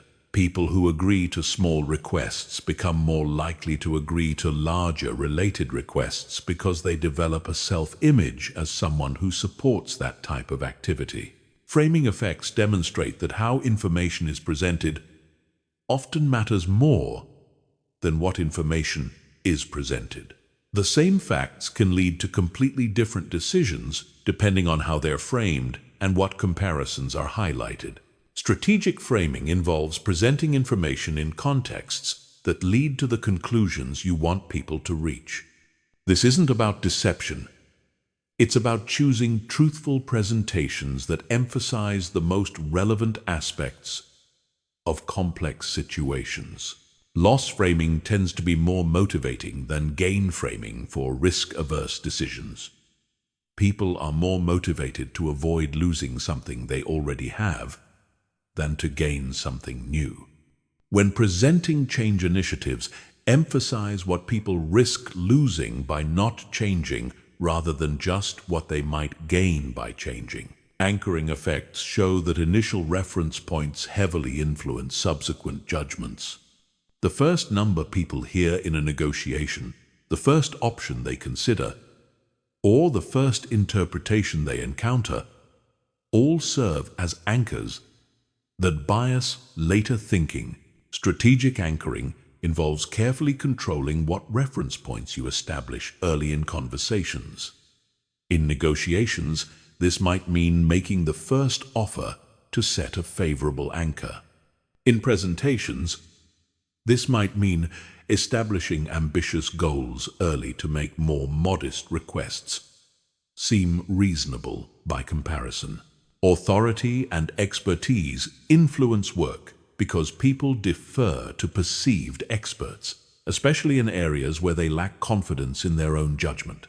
But authority isn't just about credentials. It's about demonstrating competence and trustworthiness. In specific contexts, building strategic authority requires establishing credibility through demonstrated expertise rather than just claimed expertise. This means sharing insights that others find valuable, making accurate predictions, and acknowledging the limits of your knowledge in areas outside your expertise. The most persuasive authority combines competence with humility. People trust experts who are confident about what they know, but honest about what they don't know. This honesty actually increases rather than decreases persuasive power, because it signals trustworthiness. Scarcity and urgency can motivate action, but they must be genuine to be effective long-term. False scarcity or artificial urgency often backfire when people discover the manipulation. Real scarcity, however, can help people overcome procrastination and analysis paralysis. Strategic scarcity focuses on unique value propositions that genuinely can't be obtained elsewhere, rather than artificial time limits. Instead of creating false urgency, help people understand the opportunity costs of delay and the genuine risks of inaction. Chapter 12. Systems Thinking and Leverage Points. Most people approach problems by focusing on events and symptoms while ignoring the underlying systems that generate those problems. Systems thinking involves understanding the structures, relationships, and feedback loops that create the patterns you observe in complex situations. The fundamental insight of systems thinking is that behavior is generated by structure. When you see recurring problems or persistent patterns, the root cause usually lies in the system's design rather than in the individual actors within the system. Changing individual behavior without changing systems typically leads to temporary improvements that revert to previous patterns. Systems are characterized by several key properties. They consist of elements that are connected through relationships and organized around a purpose. The relationships between elements are often more important than the elements themselves. Systems exhibit emergent properties that arise from interactions rather than from individual components. Understanding feedback loops is central to systems thinking. Reinforcing feedback loops amplify changes, creating exponential growth or decline. When success leads to more resources, which leads to more success, that's a reinforcing loop. When problems create stress, which leads to poor decisions, which creates more problems, that's also reinforcing feedback, but in a destructive direction. Balancing feedback loops creates stability by counteracting changes. When market prices rise, demand decreases, which causes prices to fall back down. When you feel cold, you shiver to generate heat, which warms you up and reduces shivering. These balancing loops prevent systems from growing indefinitely or collapsing completely. Most complex systems contain multiple feedback loops operating simultaneously. Understanding which loops are dominant in different conditions helps you predict how systems will behave and identify where interventions might be most effective. Leverage points are places within systems where small changes can produce significant impacts. Systems theorist Donella Meadows identified a hierarchy of leverage points, from least effective to most effective ways to intervene in systems. The lowest leverage interventions involve changing numbers within systems. Adjusting budgets, targets, or performance metrics can influence behavior, but they don't change the underlying structure that generates behavior patterns. These interventions often fail because the system structure eventually overwhelms attempts to change through numerical adjustments alone. Higher leverage comes from changing the elements within systems. Replacing key personnel, introducing new technology, or modifying organizational components can shift system behavior. These interventions are more effective than just changing numbers, but they still work within existing structural constraints. Even higher leverage comes from changing the connections within systems. Modifying information flows, decision-making authorities, or reporting relationships can dramatically alter how systems behave. Often, small changes in who talks to whom or who has access to what information can transform entire organizational dynamics. Changing the rules that govern systems provides very high leverage. Rules include policies, procedures, incentive structures, and formal constraints that shape behavior within systems. When you change the rules, you change the structure within which all other system elements operate. Changing the power to make rules represents even higher leverage. This involves shifting who has authority to establish policies, procedures, and structural elements. Constitutional changes, governance reforms, and power redistributions often have profound long-term impacts because they change how all subsequent rules get made. The highest leverage point is changing the paradigms or mindsets from which systems arise. Paradigms are the deeply held beliefs and assumptions that determine how people interpret reality and what they consider possible or desirable. When paradigms shift, entire systems restructure themselves around new organizing principles. Paradigm shifts are difficult to achieve because paradigms are largely unconscious and reinforced by existing systems. People within paradigms can't easily see their own paradigms because the paradigm shapes what they consider normal and reasonable. But paradigm shifts also offer the greatest potential for transformation because they change everything downstream. When scientific paradigms shift, entire research programs redirect. When business paradigms shift, entire industries restructure. When personal paradigms shift, entire life patterns change. Systems thinking also reveals the importance of unintended consequences. Complex systems often respond to interventions in ways that weren't anticipated because the interventions trigger feedback loops and adaptations throughout the system. Policy resistance occurs when systems push back against interventions.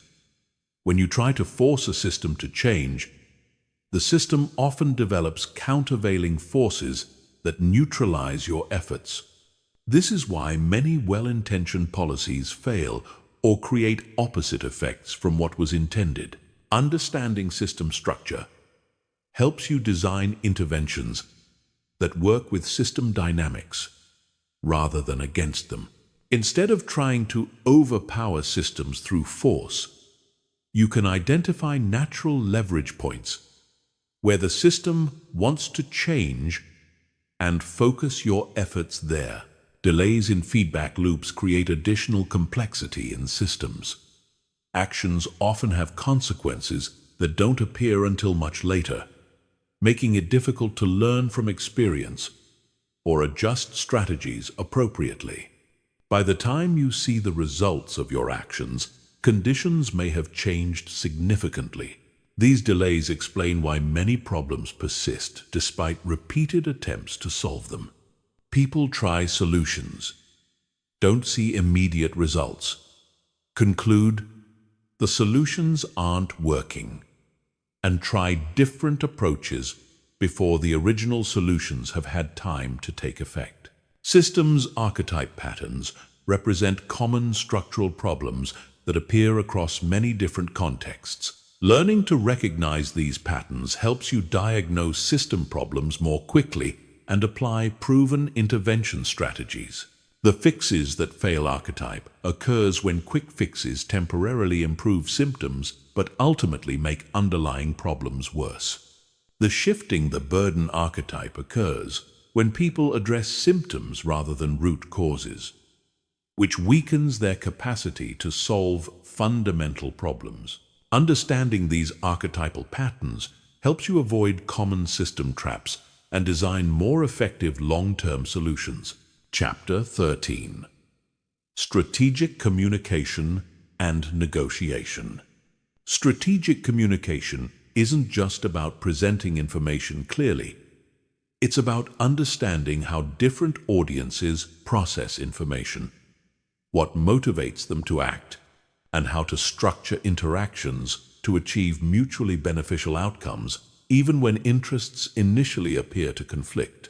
The foundation of strategic communication is audience analysis. Before crafting any message, you need to understand who you're communicating with, what they care about, how they make decisions, and what constraints they're operating under. The same information presented to different audiences requires completely different approaches. Effective audience analysis goes beyond demographics to understand psychographics, decision-making processes, and situational contexts. What are their current beliefs and assumptions? What sources of information do they trust? What would motivate them to change their current approach?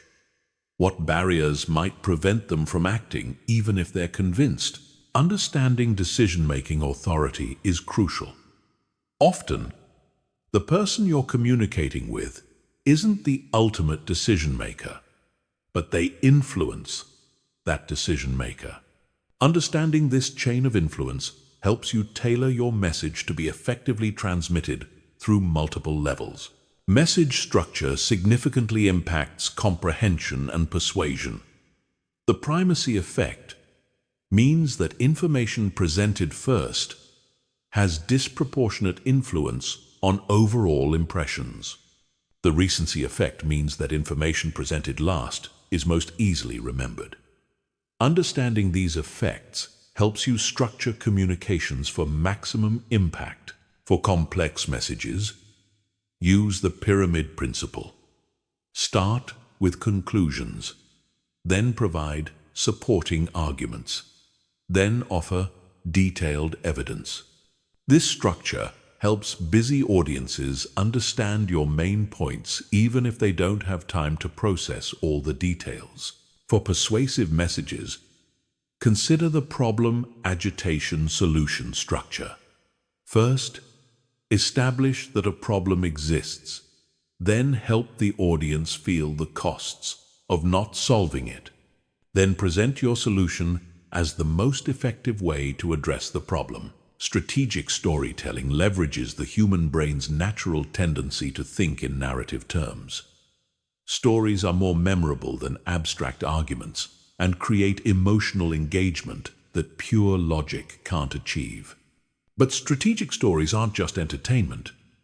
They're vehicles for conveying complex ideas in compelling ways. Effective strategic stories follow the hero's journey structure. A protagonist faces a challenge, struggles with obstacles, and ultimately succeeds through specific actions or insights. Your audience should be able to see themselves as the hero of the story, with your recommendations providing the insights they need to overcome their challenges. Use concrete details and specific examples rather than abstract generalizations. The human brain processes concrete information more easily than abstract concepts.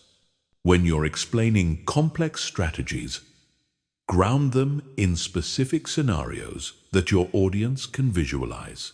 Negotiation represents communication under conditions of apparent conflict, where the goal is finding solutions that serve everyone's essential interests.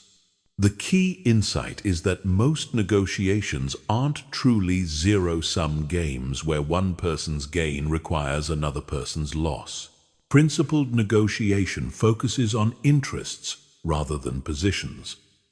Positions are what people say they want.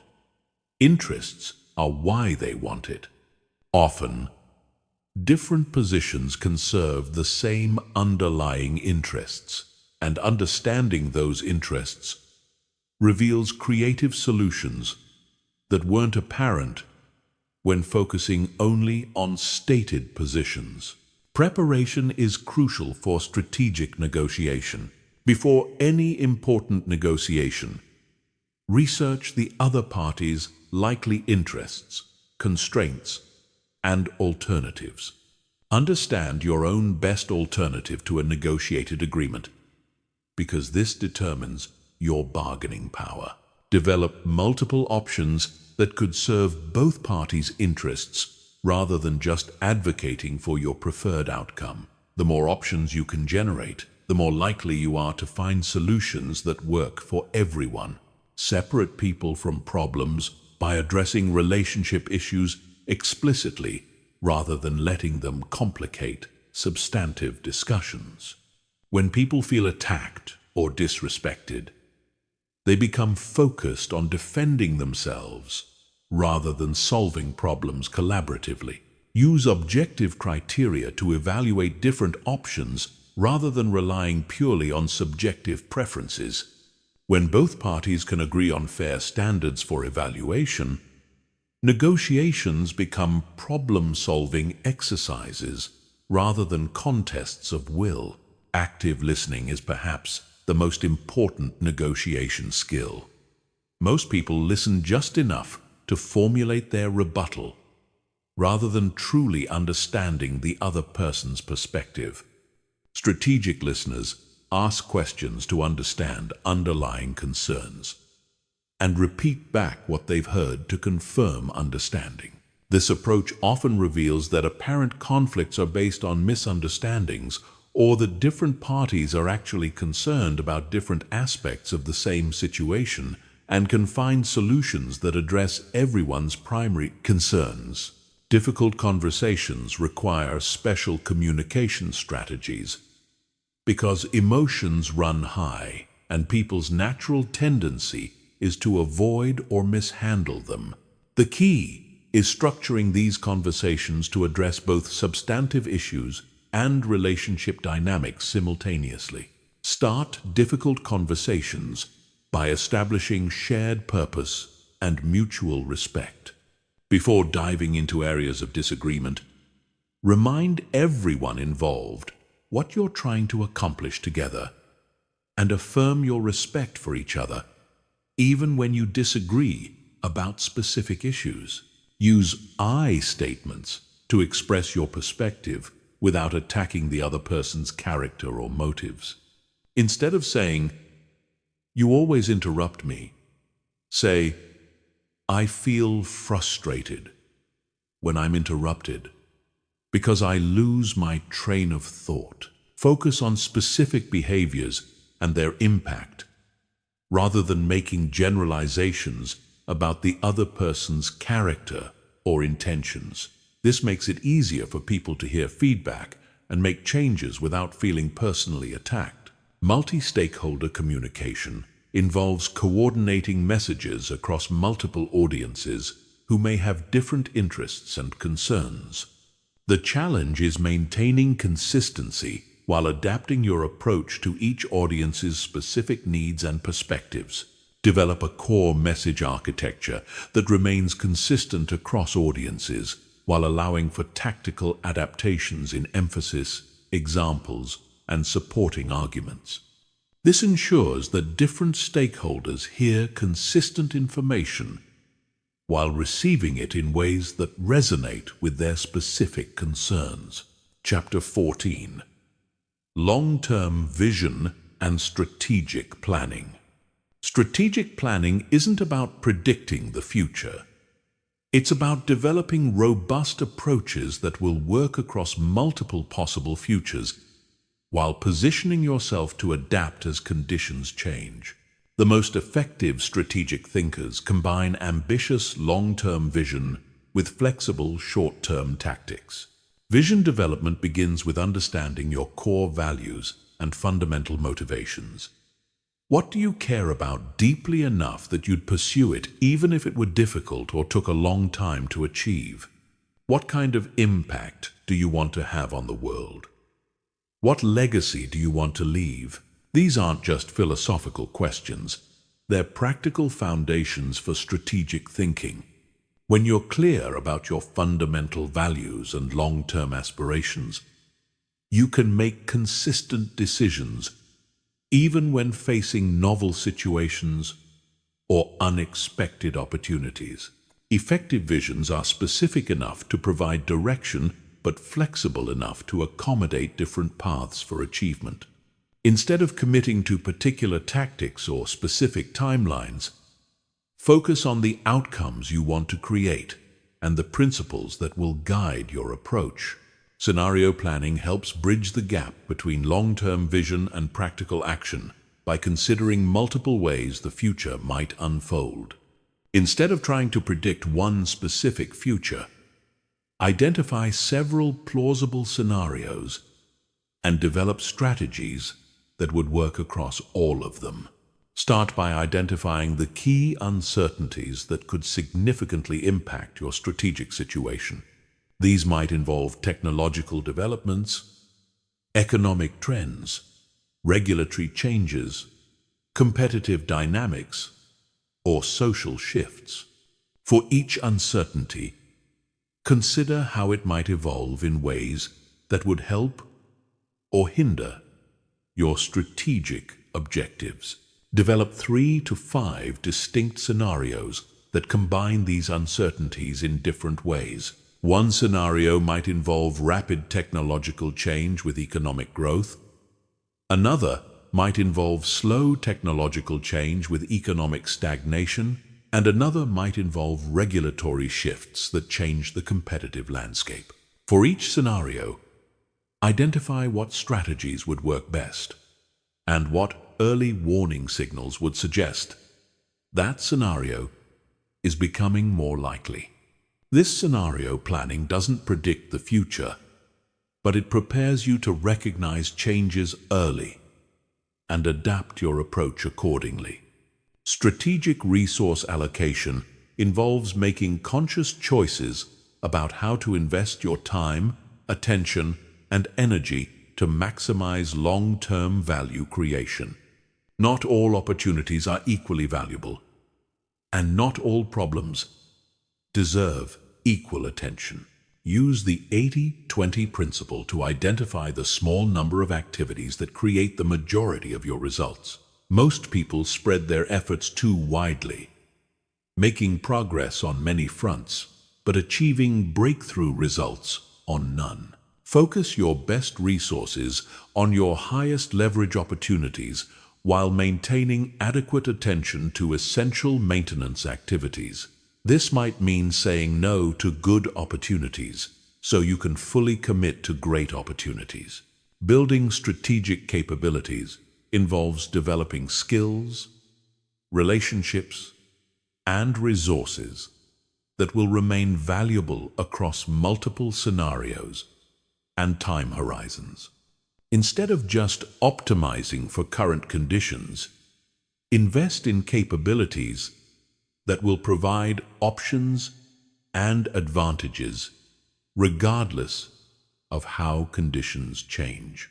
Meta skills like critical thinking, communication, learning ability, and relationship building tend to remain valuable even when specific technical skills become obsolete.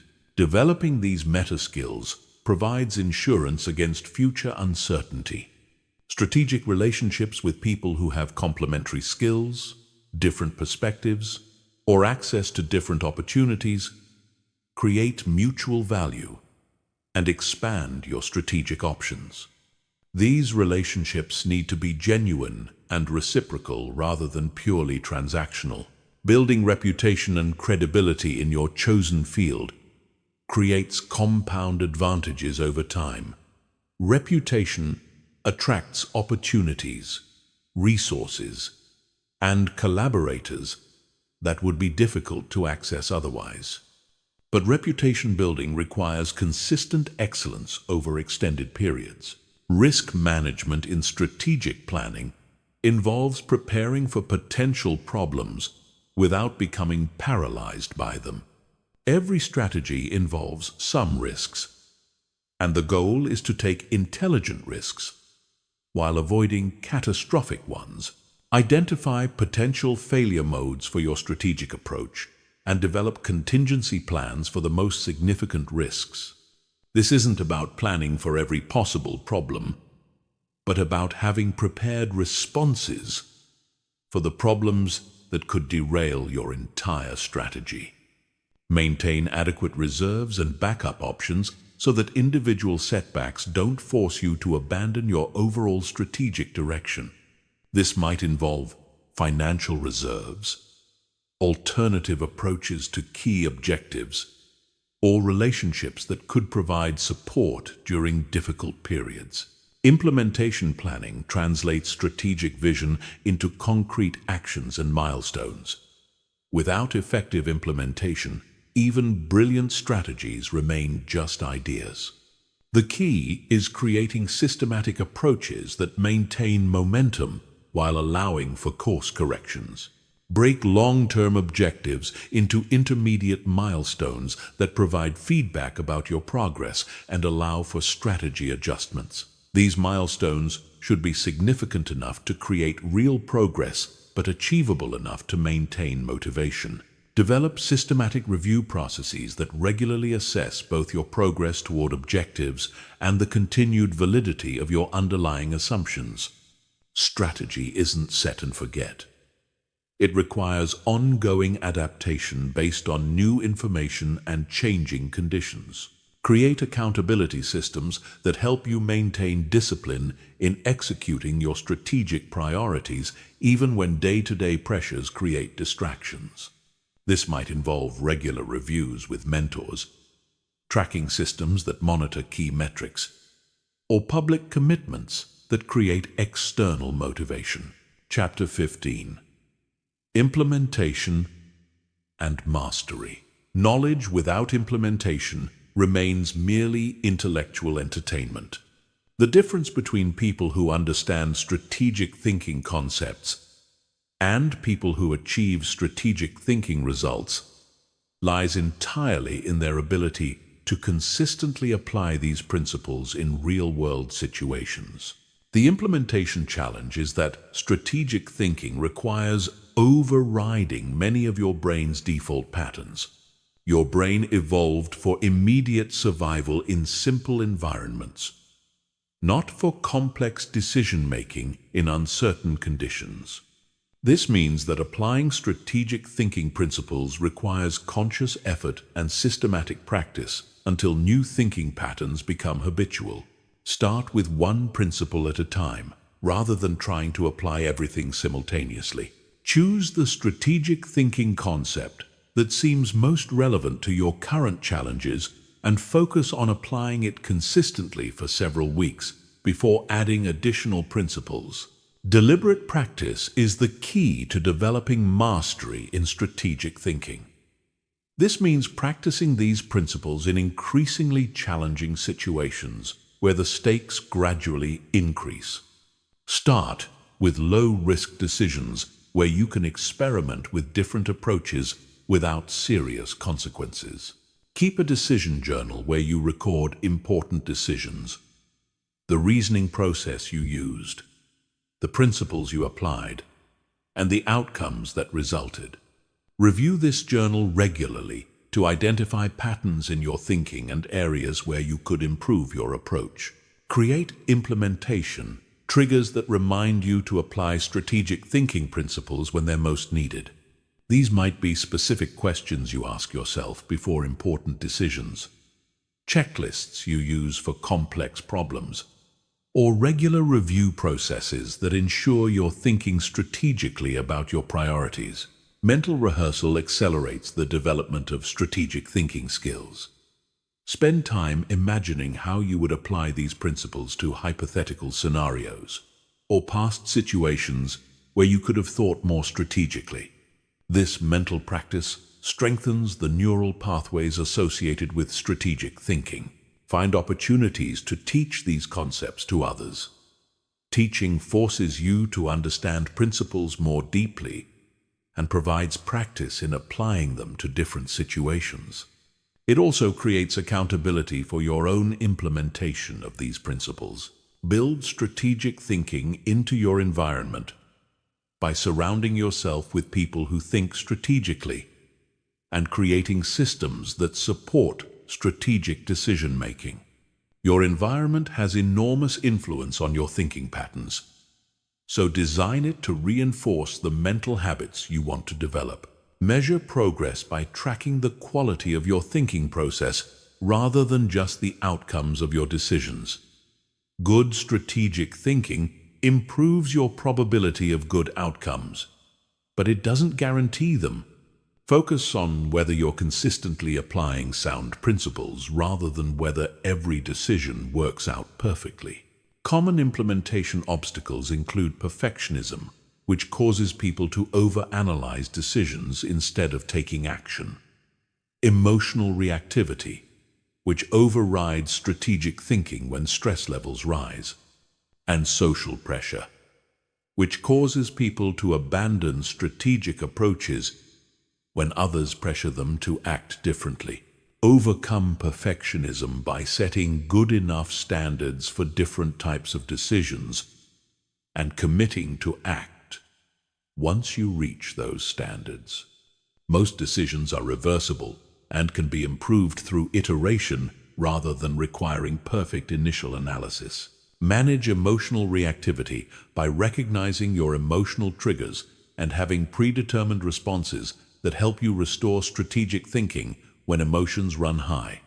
This might involve taking breaks before important decisions, consulting with trusted advisors, or using breathing techniques to reduce emotional arousal. Handle social pressure by being selective about whose opinions you consider when making strategic decisions. Not everyone in your life thinks strategically, and well-meaning advice from people who don't understand strategic thinking can undermine your decision-making quality. The ultimate goal isn't to become someone who thinks strategically sometimes, but to become someone for whom strategic thinking is the natural default approach to important challenges. This transformation happens gradually through consistent practice and application. Strategic thinking mastery is evidenced by several characteristics. You naturally consider multiple time horizons when making decisions. You automatically look for underlying patterns and systems rather than just reacting to surface events. You consistently seek information that might contradict your initial impressions. You approach problems by breaking them down systematically rather than jumping to solutions. You maintain appropriate confidence that's calibrated to the actual uncertainty in different situations. You influence others through understanding their perspectives rather than just asserting your own. You adapt your strategies when conditions change rather than stubbornly persisting with approaches that are no longer working. Most importantly, you take responsibility for the quality of your thinking rather than blaming circumstances when things don't work out as planned. You view every challenge as an opportunity to refine your strategic thinking abilities and every setback as feedback that can improve your future decision-making. The journey towards strategic thinking mastery is ongoing. The world continues to become more complex and fast-changing, which means that the ability to think strategically becomes increasingly valuable over time.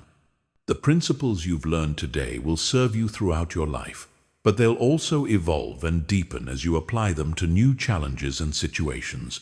Your brain now has the tools to outsmart virtually any situation you encounter.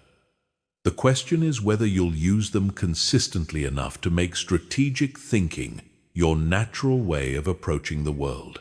The choice, as always, is yours.